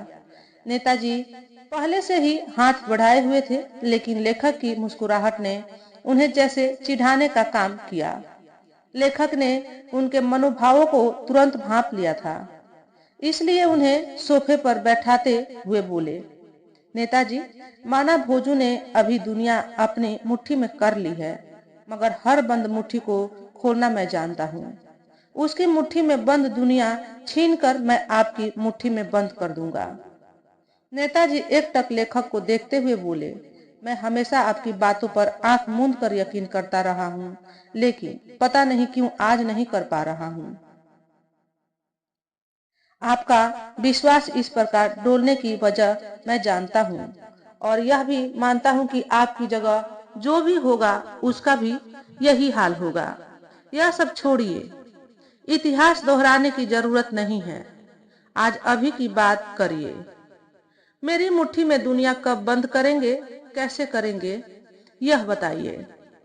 नेताजी ने एकदम खींचकर कहा तो लेखक कुछ देर चुप रहे। उन्हें देखते रहे। उन्हें नेताजी की बात बुरी लगी थी, लेकिन नाराजगी के कोई भाव चेहरे पर आने नहीं दिया। जब पूरी तरह जज्ब कर लिया तब बोले, नेताजी, हर आदमी का काम करने का अपना तरीका होता है। मैं मानता हूँ कि इतिहास की नींव पर ही भविष्य की इमारत बनती है, नहीं तो इमारत सतह पर ही खड़ी रहती है। हल्का सा झटका आंधी चलते ही धराशायी हो जाती है। खैर, आपने कहा इतिहास नहीं तो नहीं। अब बात भोजू की मुट्ठी से दुनिया को मुक्त कराने की। देखिए, मैं जो कहने जा रहा हूँ उसे बहुत ध्यान से सुनिएगा और उससे पहले यह दृढ़ निश्चय कर लीजिए कि मैं जो कहूँ उस पर आप दृढ़ता पूर्वक आगे बढ़ेंगे। बुलाया किस लिए, आप कुछ कहिए, तभी तो यह डिसाइड होगा कि बढ़ा जाए कि नहीं। देखिए, भोजू ने एक संवेदनशील मुद्दा उठाया है। पूजा को ही सीधे पुल बनाकर आगे बढ़ गया। पुल उसका बहुत कारगर निकला, वह सफल है। आपके आला कमान जैसे बयान दे रहे हैं, उससे यह साफ हो गया है कि जैसे पिछले दिनों एक राज्य के चुनाव के समय एक नहीं तीन तीन यंगस्टर को आपकी पार्टी ने कैच किया। उन्हें पूरी रणनीति, धन बल, बाहुबल दिया। उनके आंदोलन में दिखने वाली भीड़ भी आपके आला कमान के निर्देश पर मैनेज की गई। आगजनी हिंसा के लिए खास तौर से पेशेवर बदमाशों की फौज उपलब्ध कराई गई, जिससे जबरदस्त हिंसा हुई। परिणाम यह हुआ कि जातीय आग बड़े पैमाने पर भड़की। वोटों का पोलराइजेशन हुआ। कई सीटों पर आपकी पार्टी को फायदा हुआ। तीनों आपकी पार्टी के टूल बने। इनमें से 2 टूल विधायक बनकर आपकी पार्टी के साथ हो गए। तीसरा भी निश्चित ही विधायक बन जाता, लेकिन तकनीकी कारणों से वह चुनाव नहीं लड़ सका। आज की डेट में यह तीनों आपकी पार्टी के इम्पोर्टेंट टूल है। जहां भी जब भी चुनाव होता है, यह टूल स्टार्ट कर दिए जाते हैं। ये उस जगह पहुंचाकर माहौल डिस्टर्ब करते हैं। घृणा, बेमनस्यता का जहर घोलकर वोटों का ध्रुवीकरण कराते हैं, दंगा बवाल करवाते हैं। आप कहना क्या चाहते हैं, वह कहिए ना। इस कहानी का मैं क्या करूं? यह सब बातें तो आपसे पहले ही हो चुकी है, अब दोहराने का क्या मतलब? यही फर्क है आप में और भोजू में। यह सुनकर नेताजी भड़क उठे। वह समझ गए थे कि लेखक आगे क्या बोलने वाला है, इसलिए पहले ही उखड़ पड़े। लेकिन आश्चर्यजनक ढंग से लेखक पर कोई फर्क नहीं पड़ा। वह एक योगी की भांति उन्हें शांत भाव से देखकर फिर बोले, मैं यह कहना चाह रहा हूँ, वह शॉर्टकट रास्ता बताना चाह रहा हूँ, जिस पर चलकर आप अपने इस प्यादे भोजू से आगे निकल जाएं, जो आपसे ज्यादा तेज चलकर राजा बन बैठा है। उसे आप एक झटके में घोड़े की 2.5 चाल से सह और मात देकर विजेता बन जाएं। नेताजी लेखक को गौर से देखते रहे। इस बीच उन्होंने लेखक के लिए चाय नाश्ते के लिए कह दिया था। लेखक चाय नाश्ते की बात पर पल भर को ठहरे थे, फिर बोले, नेताजी, सच बोलूं तो भोजू ने संवेदनशील मुद्दा पकड़ा नहीं, बल्कि खुद ही सृजित कर लिया है। वैसे ही क्या आपके दिमाग में ऐसा कोई मुद्दा है? नेताजी लेखक की बात कुछ कुछ समझते हुए बोले, फिलहाल तो कुछ समझ में नहीं आ रहा है। आप ही बताइए, आपको बुलाया किस लिए है? ठीक है, सुनिए। भोजू ने जो मुद्दा उठाया है, उससे उसने अपने को एक जाति तक सीमित कर लिया है। इससे यदि वह चुनाव लड़ता है तो अपनी ही सीट जीत ले तो बड़ी बात है, क्योंकि अपनी जाति के 100% वोट पाकर भी वो अपनी सीट निकाल नहीं पाएगा। हाँ, मेन खिलाड़ियों का खेल जरूर बिगाड़ देगा। संक्षेप में वोट कटवा बनकर रह जाएगा। सपोर्ट मिलने पर ही जीतेगा। यह भी उन्हीं 3 यंग्स की तरह आपकी पार्टी का एक और टूल ही बनेगा। वह एक आंदोलन खड़ा कर नेता बन गया है। उसकी दुकान सज गई है, लेकिन वह हमेशा डिपेंड रहेगा बड़े खिलाड़ियों पर, यानी कि वोट बैंक के बड़े सौदागर अर्थात बड़ी राजनीतिक पार्टियों इसे यूज करेगी। इसके पास स्वयं को यूज होते रहने देने के अलावा और कोई रास्ता नहीं है। बात लंबी खींचती देख नेताजी ने फिर टोका, महोदय, आपके तर्कस में मेरे लिए कौन सा ब्रह्मास्त्र है वह बताइए। धैर्य रखिए, वही बताने जा रहा हूँ। मैं जो तीर आपके लिए निकालने जा रहा हूँ वह आपके लिए वाकई ब्रह्मास्त्र है, जो आपको देखते देखते सिर्फ हिंदुस्तान के हिंदुओं का ही हीरो नहीं बना देगा, बल्कि पूरी दुनिया में फैले हिंदुओं के आप हीरो बन जाएंगे। आंदोलन चलाने के लिए दुनिया भर से आप पर चांदों की बरसात होने लगेगी। साथ ही आपके इस आंदोलन के तूफान में भोजू तिनके की तरह उड़ जाएगा। उसका कहीं अस्तित्व तक नहीं रह जाएगा और आप भोजू की तरह किसी पर डिपेंड नहीं रहेंगे, किसी के भी टूल नहीं बनेंगे। लेखक की इन बातों से नेताजी के मन में एक साथ बहुत सी फुलझड़ियां छूटने लगी, लेकिन अपने चेहरे पर वह कोई भाव नहीं आने दे रहे थे। लेखक ने आगे बोलना जारी रखा, सीधे सीधे पता खोलते हुए कहा, आप इस मांग को लेकर आंदोलन शुरू करिए कि जब किसी और धर्म के पूजा स्थलों में आने वाले चढ़ावे उसकी आय के स्रोतों पर सरकार का किसी प्रकार का कोई नियंत्रण नहीं है, तो हिंदुओं के पूजा स्थानों पर क्यों है?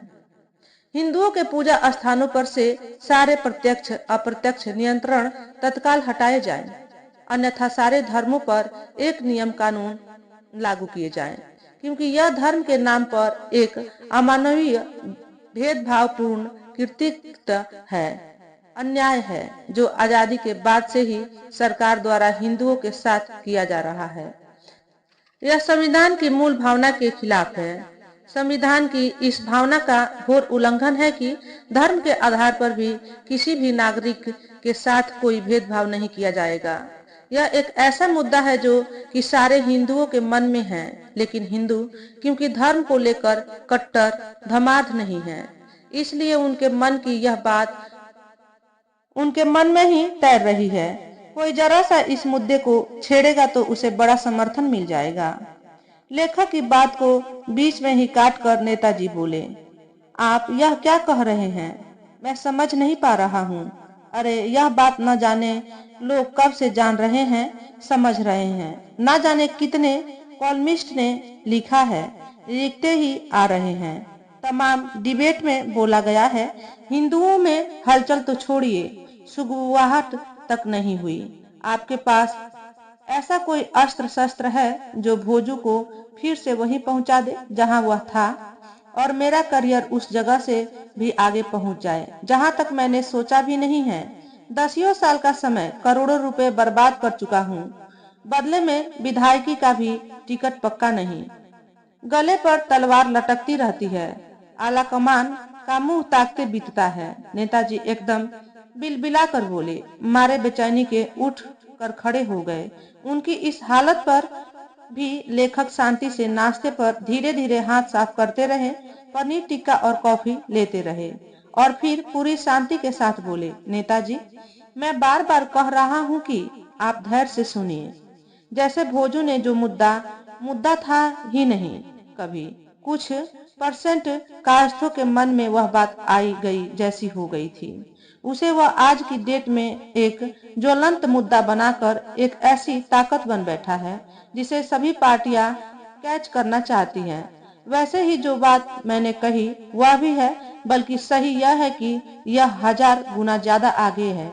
सही मायने में यह एक मुद्दा पहले से है, बारूद के ढेर जैसा है जिसमें एक चिंगारी दिखाने भर की देरी है।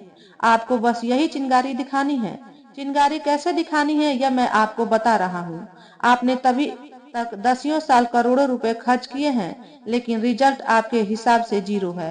अब आपको बस कुछ रुपए और खर्च करने हैं, 400-500 आदमी इकट्ठा करने हैं, धरना प्रदर्शन की प्रशासन से इजाजत लेनी है। मिलती है तो ठीक, नहीं मिलती है तो ठीक, प्रदर्शन होना ही है, बाकी काम मीडिया के हवाले कर दीजिए। लेखक की बात पर नेताजी बड़ी करवाहट भरी हंसी हंसे। फिर बोले, मैं बहुत गंभीरता से पूछ रहा हूँ कि क्या यह मुद्दा वाकई इतना दमदार है कि यह राजनीति की दुनिया में तूफान ला देगा? अगर है तो आपने पहले क्यों नहीं बताया? मुझे ही क्यों बता रहे हैं? आपके तो बहुत से राजनीतिक मित्र हैं, जमाने से हैं, कई तो मुझसे भी बड़ी हैसियत रखते हैं। उन्हें बताकर क्यों नहीं उन्हें बड़े से और बड़ा बना दिया? नेताजी की बात से लेखक महोदय तिलमिला उठे। नेताजी ने सीधे सीधे उनका अपमान किया था। उनकी विश्वसनीयता, उनकी क्षमता पर सीधे सीधे प्रश्न चिन्ह लगा दिया था, जिससे लेखक गुस्से से भर आए, लेकिन दूर की सोच कर खुद पर नियंत्रण करने का पूरा प्रयास किया। फिर भी कुछ हद तक आगे उनकी बातों पर उसकी झलक दिखती रही। उन्होंने प्लेट में अभी भी पड़े काफी सारे पनीर टिक्कों में से एक छोटा सा पीस उठाकर मुंह में डाला, मानो उसके सहारे वह अपना गुस्सा पूरा निगल जाना चाह रहे हों। फिर बोले, मुझे बेहद अफसोस है कि आप मुझे आज तक इतना ही नहीं बल्कि यह कहूंगा कि आप बिल्कुल भी नहीं समझ पाए। थोड़ा बहुत भी जाना होता तो निश्चित ही ऐसी बात नहीं करते। आपने मुझ पर बहुत खर्च किया है, कई बड़े बड़े काम कराए हैं। यह पनीर टिक्का अभी भी खा ही रहा हूँ। यह बड़ी टेस्टी स्ट्रॉन्ग कॉफी भी पी रहा हूँ, इसलिए अपना कर्तव्य पूरा किए बिना नहीं रह सकता। लेखक की बातों से नेताजी को लगा कि यह बहुत बुरा मान गए हैं, परंतु ही उनके दिमाग में बात आई कि इस कठिन समय में यह भी साथ छोड़ गए तो मुश्किल बढ़ जाएगी। यह मुझसे रूठा तो निश्चित ही यह भोजुआ के साथ खेलेगा। इसे साथ रखने में ही भलाई है, फायदा है। काम ना आएगा तो कम से कम भोजुआ के साथ मिलकर मेरे लिए एक और मुसीबत तो नहीं बनेगा। नेताजी ने बड़ी तेजी से यह कैलकुलेशन किया और तुरंत बोले, सुनिए सुनिए, आप मेरी बात समझे नहीं। आप हमेशा मेरे लिए महत्वपूर्ण थे, रहेंगे, और ऐसे ही पारिवारिक मित्र भी। कितनी बड़ी है मेरी समस्या यह आप अच्छी तरह समझ ही रहे हैं। मेरे उतावलेपन का कारण भी, इसलिए आप मुझे वाकई समाधान जल्दी बताइए। नेताजी का आखिरी सेंटेंस लेखक को फिर चुभ गया। वह बोले, देखिए, मंदिर वाला जो आंदोलन मैंने बताया है वही करिए, यह आपको नायक बना देगा, नायक। लेकिन इस बात को तो आप मानेंगे ही कि आंदोलन में 5-6 हजार से ज्यादा भीड़ नहीं होगी तो फिर सफलता नहीं मिल पाएगी, क्या कहते हैं? लेखक कुछ देर तक नेताजी को एकटक देखने के बाद बोले, मैं हर एंगल से सोचने समझने के बाद ही बोल रहा हूँ। यह अच्छी तरह जानता हूँ कि आप पैसे से तो कमजोर नहीं पड़ेंगे, लेकिन सच यह भी है कि हर संभव प्रयास करके भी आप 500 से ज्यादा लोग इकट्ठा नहीं कर पाएंगे। और जोरदार शुरुआत करने के लिए हर हालत में कम से कम 4-5 हजार आदमी तो चाहिए ही चाहिए। बड़ी भीड़ होगी तो मीडिया, पुलिस, महकमा भी बड़ी संख्या में इकट्ठा होगा। बड़े पैमाने पर तोड़फोड़ भी हर हाल में करवानी ही होगी, तभी बड़ी हलचल होगी, इतनी बड़ी कि राष्ट्रीय स्तर पर लोग उसे देख पाएंगे। तभी आप अपने उद्देश्य तक पहुंचने में सफल होंगे।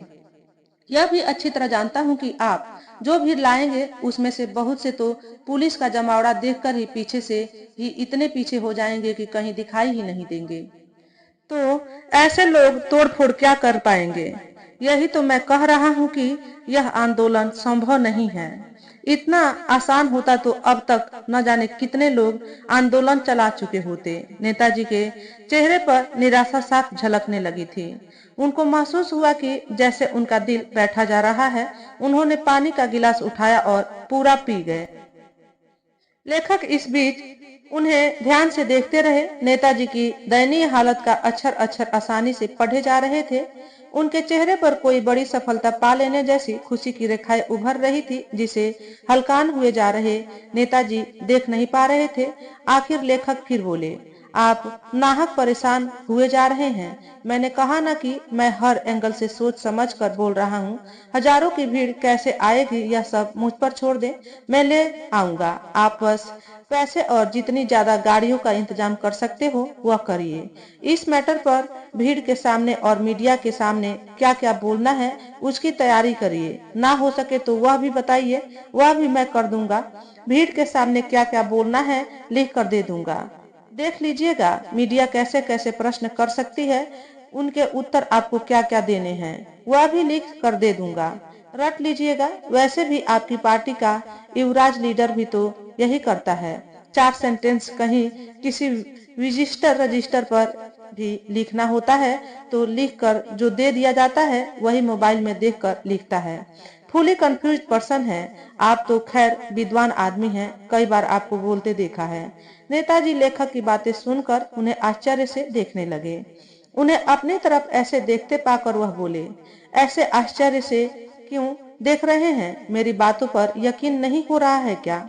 आश्चर्य क्या, यह बातें कोई नेता माफिया कहता कि आप पैसों गाड़ियों का इंतजाम करिए, मैं हजारों लोगों को इकट्ठा कर दूंगा, तो कोई आश्चर्य की बात नहीं थी। मामूली बात थी। पर आप जैसा एक लेखक एक यूनिवर्सिटी में प्रोफेसर व्यक्ति कहे तो मैं क्या, कोई भी आदमी आश्चर्य में पड़ जाएगा। आजकल आपका कोई भी ऐसा काम सामने नहीं आया है जिससे यह सोचा भी जा सके कि आप 8-10 आदमी भी किसी आंदोलन के लिए ला सकेंगे। पिछले साल आपने अपनी किताब के विमोचन के लिए बुलाया तो मुझसे कहा कि ढंग से 20-25 आदमी भेज दीजिए जो दिखने में लिखने पढ़ने वाले लगे। आपके बार बार फोन करने पर जब मैं खुद पहुंचा तो मेरे आदमियों के अलावा वहां बमुश्किल और 2 दर्जन लोग रहे होंगे। ऐसा आदमी किसी और के लिए कहे कि वह 5-6 हजार आदमी आंदोलन के लिए इकट्ठा कर देगा तो आश्चर्य नहीं तो और क्या होगा। कौन विश्वास करेगा? सबसे बड़ी बात यह कि आज की डेट में जिस आदमी के पास इतनी क्षमता होगी तो वह खुद एक बड़ा नेता बन जाएगा। और आप तो एक बड़े अच्छे वक्ता भी हैं। जोरदार आवाज ही नहीं, जब बोलना शुरू करते हैं तथ्य आंकड़ों की झड़ी जब अपने अकाट्य तर्कों की छौंक के साथ लगाते हैं तो पूरा समूह विस्मित भाव से देखता रह जाता है, मंत्र मुग्ध हो जाता है। एक सफल नेता के लिए जो कुछ चाहिए वह सब कुछ आपके पास है, तो आप किसी और को नेता बनाने के लिए क्यों अपनी ऊर्जा लगा रहे हैं? आप सारा खेल छिप कर क्यों खेलना चाह रहे हैं?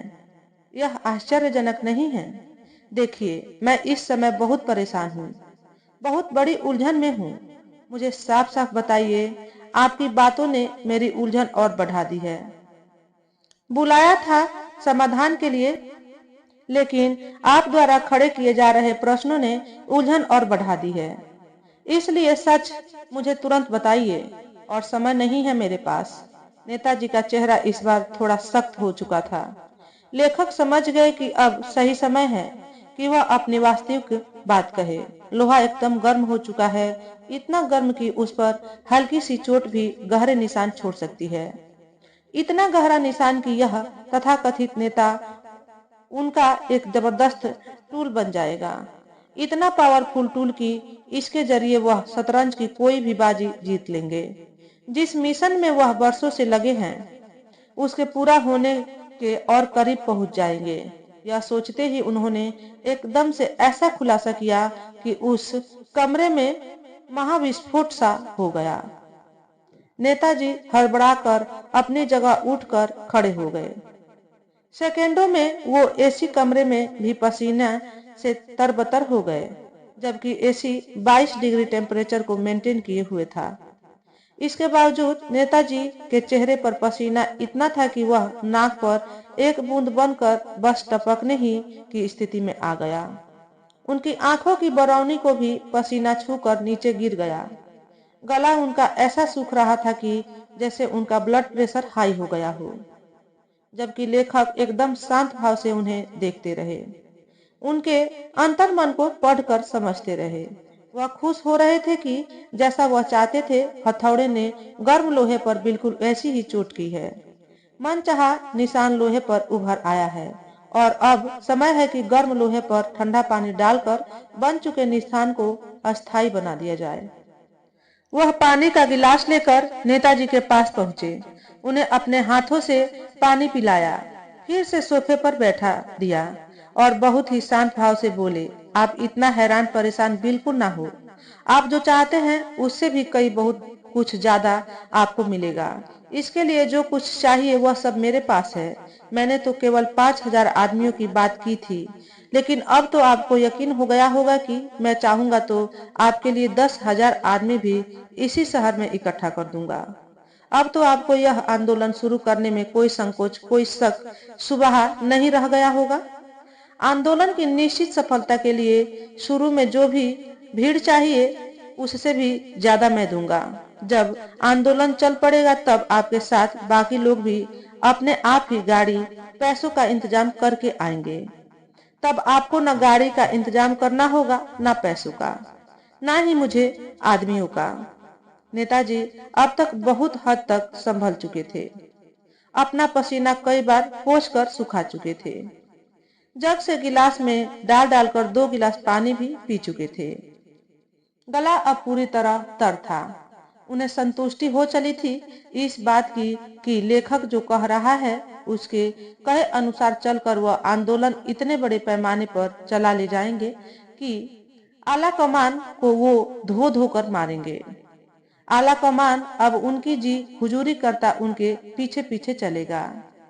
नेताजी बड़ी राहत महसूस करते हुए सोच रहे थे कि भोजवा साला मेरी आधी तूफान में तिनके की तरह ऐसा उड़ेगा कि उसका नामो निशान मिट जाएगा। और उसके बाद इस लेखक, छोड़ो इसके बारे में तो बाद में सोचूंगा, यह साला इतना छुपा रुस्तम निकलेगा, इतना पहुंचा हुआ खिलाड़ी होगा, सपने में भी नहीं सोचा था।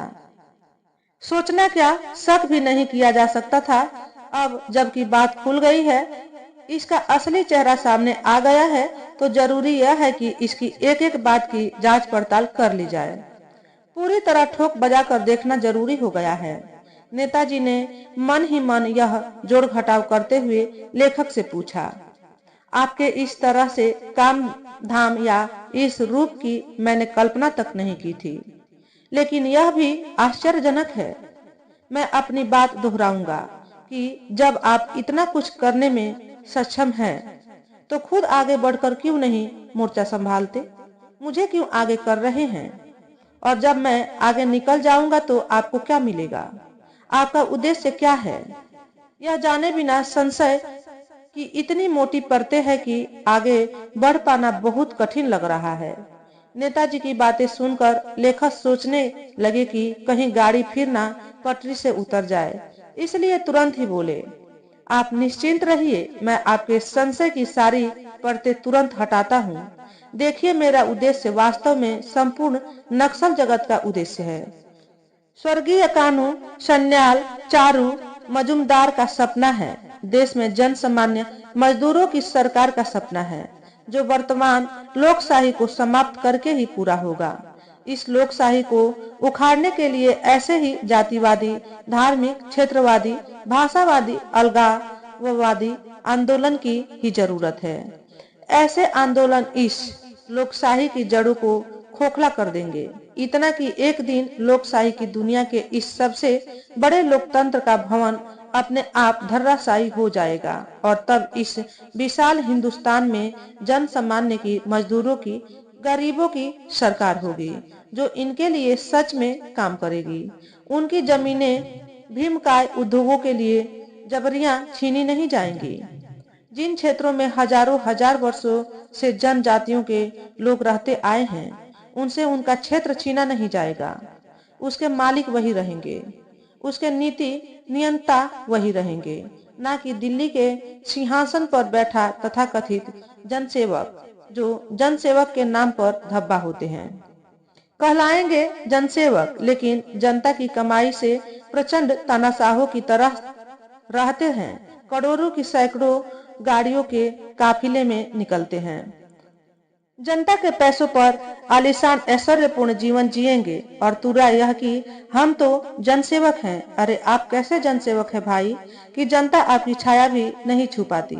जब आपके निकलने का कार्यक्रम बनता है तो सड़कें खाली करा ली जाती हैं। मकानों पर सुरक्षा के नाम पर सुरक्षा कर्मियों का कब्जा हो जाता है। आपका उड़न खटोला उतरेगा तो गरीबों की खून पसीने से सींची खड़ी फसल तबाह कर दी जाती है। यही है लोकशाही है। यह लोकशाही नहीं है, जन की सरकार नहीं है। लोग जिन्हें चुनते हैं वही चुने जाने के बाद समांत बन बैठते हैं। देखते देखते करोड़पति अरबपति खरबपति बन जाते हैं। प्रधानमंत्री राष्ट्रपति सबके सब सोने के अभेद किलो में पहुंच जाते हैं और जनता उन्हें 5 साल तक ठगी सी देखती रहती है। वह भी रूबरू नहीं, बस मीडिया में। वास्तव में राजशाही तानाशाही का नया रूप है आज की लोकशाही। आज दुनिया के लोकशाही लोकतंत्र के नाम पर आम जनता का खून चूस रही है। यह भी तानाशाह जितने ही अत्याचारी शोषक हैं। हमारा संघर्ष इन बहुरूपीय समानतों पूंजीपतियों से आम जन गरीब जनजातीय लोगों की मुक्ति का है। जमीन के मालिक जो आज ये पूंजीपति बन बैठे हैं, इनसे जमीनें मुक्त करानी है। इसे असली मालिकों को वापस दिलाना है जो वास्तव में इन जमीनों के हकदार हैं। हमारा एकमात्र उद्देश्य गरीबों को उनका हक दिलाना है। हम नक्सली किसी के दुश्मन नहीं हैं, बस अपने अधिकार के लिए लड़ रहे हैं। लेखक अपनी बातों को कहते कहते काफी उग्र हो चुके थे और नेताजी उन्हें कुरेद कुरेद कर उनसे एक एक सच जानने में लगे हुए थे। वह अंदर अंदर भयभीत भी थे कि वह एक हार्डकोर शहरी पढ़े लिखे प्रोफेसर नक्सली के सामने बैठे हैं। उनके दिमाग में 4-5 नक्सलियों की गिरफ्तारी घूम रही थी जो कुछ दिन पहले ही गिरफ्तार हुए थे। उनमें भी प्रोफेसर, वकील, लेखक, पत्रकार थे। तो क्या अब यही नक्सली दूसर जंगलों गांवों से निकलकर शहरों की ओर रुख कर चुके हैं? शहरों में अपनी जड़ें गहरे बैठा चुके हैं। अपने मन में उठते तमाम प्रश्नों के साथ उन्होंने लेखक को फिर कुरेदा। उसने पूछा, आप यह बताइए कि आप चारों मजुमदार कानू सन्याल के सपनों की बात करते हैं, लेकिन जहां तक मुझे याद पड़ता है कि कानू सन्याल के जीवन की अंतिम समय में दिए अपने एक इंटरव्यू में कहा था कि नक्सल आंदोलन अपनी राह से भटक गया है।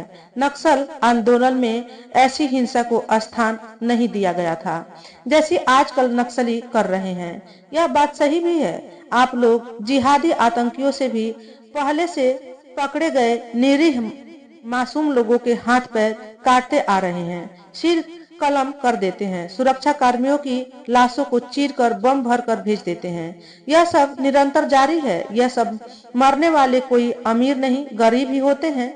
ऐसे गरीब जिनके पास 2 जून की रोटी भी नहीं होती। वो जब आपका साथ नहीं देते तो आप कत्ल कर देते हैं, टुकड़े टुकड़े कर देते हैं। ये कैसा न्याय है? ये गरीबों का कौन सा हित कर रहे हैं आप लोग? अमीरों से तो आप लोग सिर्फ पैसा लेते हैं। शायद ही कोई अरबपति खरबपति हो जिसे आप लोगों ने मारा हो। एक से एक नक्सली पकड़े गए जो खुद अरबपति हैं, ऐसो आराम से रहते हैं। कहाँ से आता है इनके पास इतना अकूत धन? चारू मजुमदार कानू सन्याल का सपना कहाँ है? लेखक को शायद अपने उग्र होने की गलती का एहसास हो चुका था, इसलिए जल्दी से उसने अपने को शांत कर लिया और नेताजी के प्रश्न का बड़ी शांति से जवाब दिया। कहा, देखिए, हम सिर्फ यह जानते हैं कि उनका सपना क्या था। रही बात रास्ते की, तो जब पहला रास्ता मंदिर तक पहुंचता ना दिखे तो हमें तुरंत नया रास्ता ढूंढकर उस पार चल देना चाहिए। हमें सिर्फ मंजिल दिखाई देती है, रास्ता कैसा है यह सोचने का हमारे पास समय नहीं होता, ना ही हम ऐसा सोचना चाहते हैं। लेकिन रास्ता भटक कर तो मंजिल तक पहुंचा नहीं जा सकता। मैंने कहा ना कि हम रास्ता भटके नहीं हैं, हमने रास्ता बदला है बस। भटकना और बदलना दोनों ही 2 चीजें हैं। भटकते वो हैं जो जाना कहीं होता है, अनजाने में चले कहीं और जाते हैं। बदलना वह है जो हर चीज को जान समझकर सही का चयन करके आगे बढ़ जाए। मगर मैं तो यह समझ रहा हूँ कि नक्सल आंदोलन धीरे धीरे कमजोर पड़ रहा है। सिकुड़ता हुआ समाप्ति की ओर बढ़ रहा है। सरकार तमाम नक्सल प्रभावित जिलों को क्षेत्रों को नक्सल मुक्त क्षेत्र घोषित करती जा रही है। फिर यह जो आप कानून चारू के सपने की बात कर रहे हैं, इसके पूरा होने की बात कहाँ रह जाती है। लेखक नेताजी की इस बात पर बड़ी रहस्यमयी हंसी हंसकर बोले, भ्रम सरकार मीडिया दोनों ही बड़े भ्रम में हैं, गफलत में है। कहीं कुछ ऐसा नहीं है। जिस एरिया को वह नक्सल मुक्त बता रहे हैं, वास्तव में हम वहां अपना काम कर चुके हैं। हम अपनी जड़ों को वहां बहुत गहराई तक पहुंचा चुके हैं। जैसे गर्मियों में तेज धूप होने पर आपको लगता है कि दूब घास सूख गई है, खत्म हो गई है, लेकिन बारिश की तरह एक फुहार पड़ते ही वह पहले से भी कई ज्यादा बड़े क्षेत्र में हरी भरी होकर एकदम से प्रकट हो जाती है। ठीक वही स्थिति हमारी है। आपकी सरकार हमसे मुक्ति मानकर अपनी पीठ थपथपा रही है, खुश हो रही है, जबकि वास्तविकता इसके उलट है। आप आवश्यकता पड़ने पर उन क्षेत्रों से भी और बड़े क्षेत्रों में हर तरफ हमें पाएंगे। जब इतना सफल हो चुके हैं आप लोग, इतना फैल चुके हैं, तो क्यों नहीं अपनी जन सामान्य की सरकार बना लेते। आखिर अब किस बात की देर है। सपना पूरा कीजिए अपने महान कानून सन्याल का और चारू मजूमदार का। आप भी कैसी बातें कर रहे हैं। हमारा सपना कुछ क्षेत्रों में अपनी सरकार बनाना नहीं है, हमें पूरे भारत में अपनी सरकार बनानी है। हम पूरे भारत से पूंजीपतियों की सरकार हमेशा के लिए उखाड़ फेंकेंगे। पूरे भारत से सफेद वर्दीधारी नेताओं को ही नहीं, लोकशाही की विचारधारा का ही नामो निशान मिटाना है। यह तभी हो सकता है जब दूर दराज के सुदूर गांव कस्बा छोटे शहर ही नहीं, मेट्रोपॉलिटन शहर की छोटी सी छोटी गलियों तक में हम अपनी जड़ें गहरे पहुंचाएंगे, जिससे वह नीचे तक इस तथाकथित लोकशाही की जड़ों को दीमक की तरह चाट डालें। जिस दिन हमें लगेगा कि हम दूब की तरह फैल चुके हैं, भीतर ही भीतर पूरे देश में इस लोकशाही की जड़ों को पूरी तरह चाल दिया है, उस दिन एक फुहार से ही पूरे देश में एकदम प्रकट होंगे और देखते देखते खोखली जड़ों पर खड़े लोकशाही की इमारत को धराशाही कर देंगे, जो गरीबों के खून से सने गारे से बनी है। गौर सुन रहे नेताजी ने बीच में ही टोकते हुए कहा, मैं इस समय इस बहस में कतई नहीं पढ़ूंगा कि नक्सली अपनी दुकान चलाए रखने के लिए यह सब खेल कर रहे हैं। गरीब आदिवासी सभी यथा स्थिति बनाए रखना चाहते हैं। स्थिति पूंजीवाद से ही बदलेगी। विकास बिना पूंजी के होता नहीं। चीन भी इसी राह पर चल रहा है, मगर नक्सली भ्रम फैलाए हुए हैं। मैं इतना ही कहूंगा कि जब क्रांति करेंगे तो क्या यहाँ की सेना सारी सिक्योरिटी फोर्सेज वह कहाँ चली जाएंगी। आप लोग लोकशाही के महल को गिराएंगे और लोकशाही की इतनी बड़ी ताकत दुनिया की तीसरी सबसे बड़ी सेना चुपचाप देखती रहेगी, जिसके सामने आपका आका, आपका आइडल, आपका पालनहार चीन भी एक तरह से देखा जाए तो डोकलाम में बंदर घूड़ की दिखाकर शांत हो गया, शांति की बात कर रहा है। नेताजी की बात पूरी भी ना हो पाई थी कि लेखक कुटिल हंसी हंसते हुए बीच में ही बोले, लगता है आप मेरी बात को समझ ही नहीं पा रहे हैं। आपका मन कहीं और लगा हुआ है। बातों को समझ रहे होते तो यह प्रश्न करने को छोड़िए, आपके मन में यह पैदा भी नहीं होता। खैर, प्रश्न किया है तो उत्तर भी सुन लीजिए। यह बताइए मैं क्या कहूँ, कौन हूँ। इस प्रश्न से नेताजी अजीब सी उलझन में पड़ गए। लेखक का असली परिचय मिलने के बाद उसको लेकर एक अजीब भय उनके मन के किसी कोने में बैठ चुका था। वह लेखक के नए प्रश्न से कुछ विचलित भी हो रहे थे कि अब यह क्यों पूछ रहा है कि मैं कौन हूँ। इसके बारे में जो नहीं जानता था वह भी इसने बता दिया कि यह एक हार्डकोर नक्सली है। फिर यह प्रश्न मुझसे क्यों कर रहा है, आखिर मुझसे यह क्या कहलाना चाहता है। इसको तो अब बड़ा सोच समझ कर जवाब देना होगा। उनको चुप देखकर लेखक ने पूछा, आप कहाँ खो गए, जवाब नहीं दे रहे हैं कि मैं कौन हूँ। आप क्या जानना चाह रहे हैं, मैं समझ नहीं पा रहा हूँ। आप एक लेखक हैं, एक यूनिवर्सिटी में प्रोफेसर हैं, विभाग अध्यक्ष हैं। यह मैं वर्षों से जानता हूँ, समझता हूँ। जो नहीं जानता था कि आप एक नक्सली हैं। आपका सपना चारू कानू के सपनों को पूरा करना है, वह भी आपसे जान चुका हूँ। इसके बाद भी यह प्रश्न कि आप कौन हैं, यह मैं समझ नहीं पा रहा हूँ, तो उत्तर क्या दूं? चलिए ठीक है, मैं ही अपने प्रश्न का उत्तर भी देता हूँ कि मैं कौन हूँ। यूनिवर्सिटी में प्रोफेसर हूँ, विभाग अध्यक्ष हूँ, बेहिचक यह भी कहता हूँ कि एक नामचीन लेखक भी हूँ, जिसकी एक दो नहीं 1.5 दर्जन किताबें हैं। वह लेखक जिसके साहित्य पर दर्जन भर छात्र पीएचडी कर चुके हैं, कई प्रोफेसर बनकर पढ़ा रहे हैं। आगे जो बताने वाला हूँ वह सब आप आसानी से ज्यादा बात किए बिना समझ जाएं। इसलिए यह सब कह रहा हूँ कि आलोचक मेरे साहित्य को उग्र वामपंथी सोच का प्रतीक कहते हैं।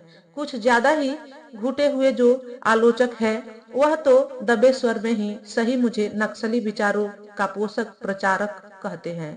उनकी तीक्ष्ण नजरों से मेरा वास्तविक चेहरा मुश्किल से बच पाता है।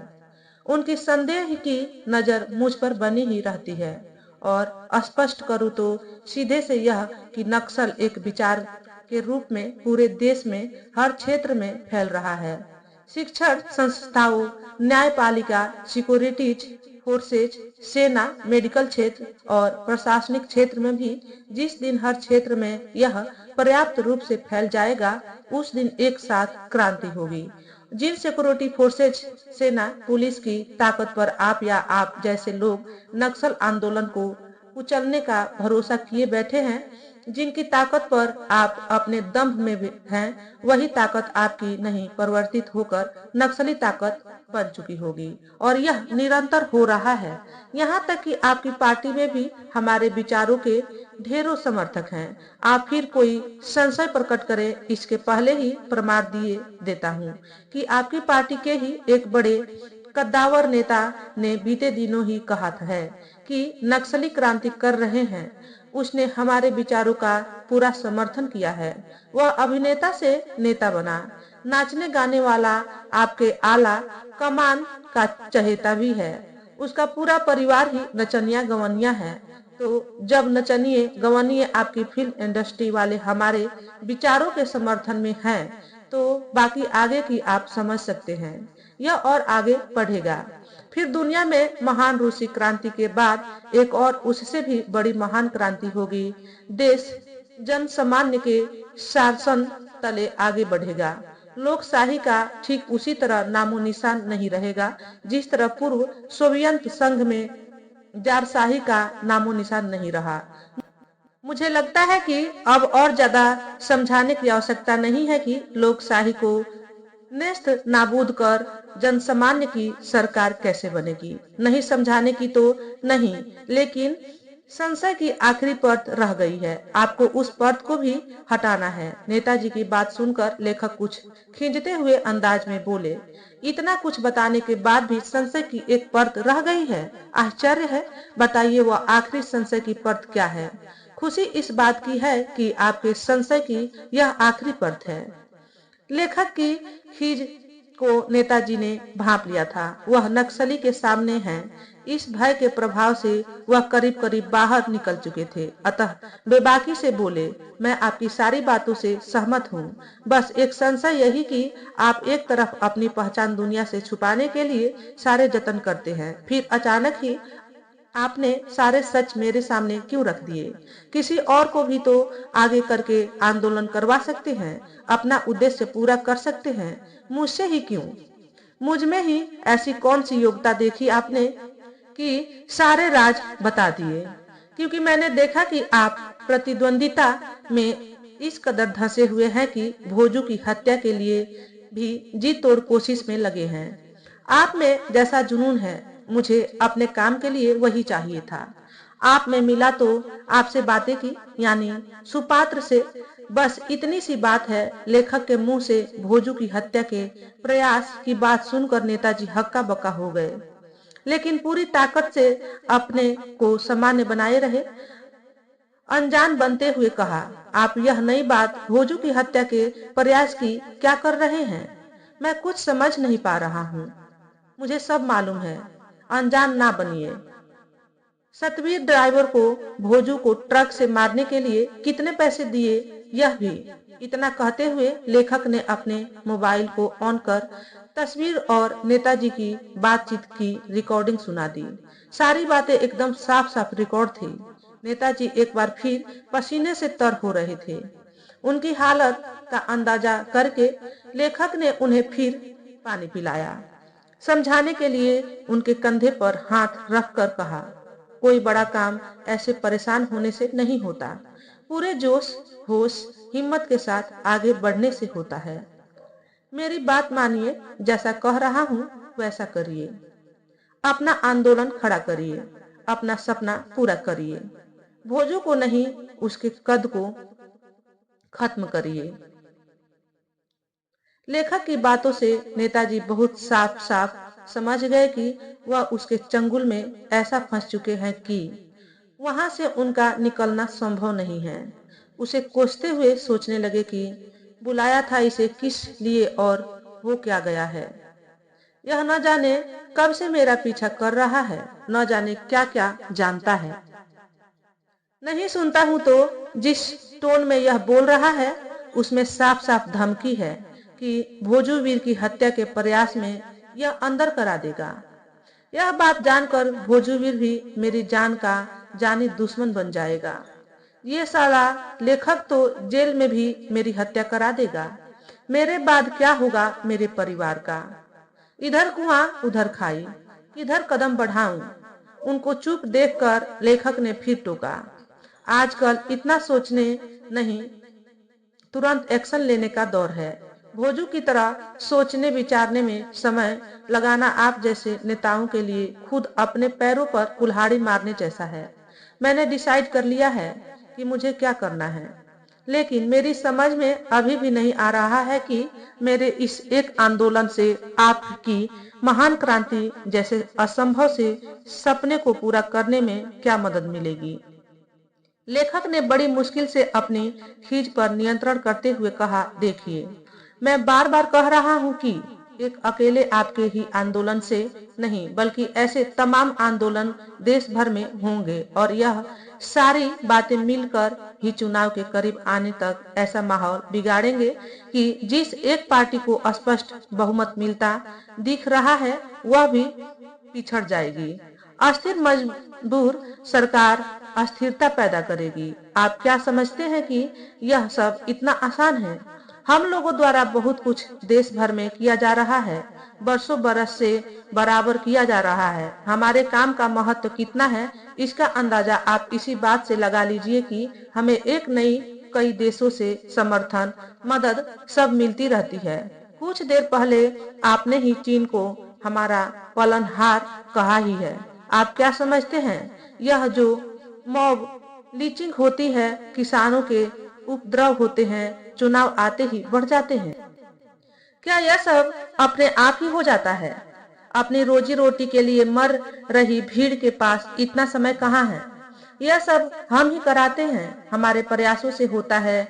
10 में से एक घटना ही भीड़ की होती है, बाकी भाड़े के गुंडों से कराई जाती है। कभी दलितों की पिटाई हत्या, कभी किसी को मंदिर में जाने से रोकना, कभी कुएं का झगड़ा, कभी शादी का लफड़ा, कभी यूनिवर्सिटी में देश के टुकड़े टुकड़े करने के नारे, आए दिन पाकिस्तान जिंदाबाद पाकिस्तान के झंडे फहराना। ऐसी 90% घटनाएं हमारे प्रयासों का ही परिणाम होती है।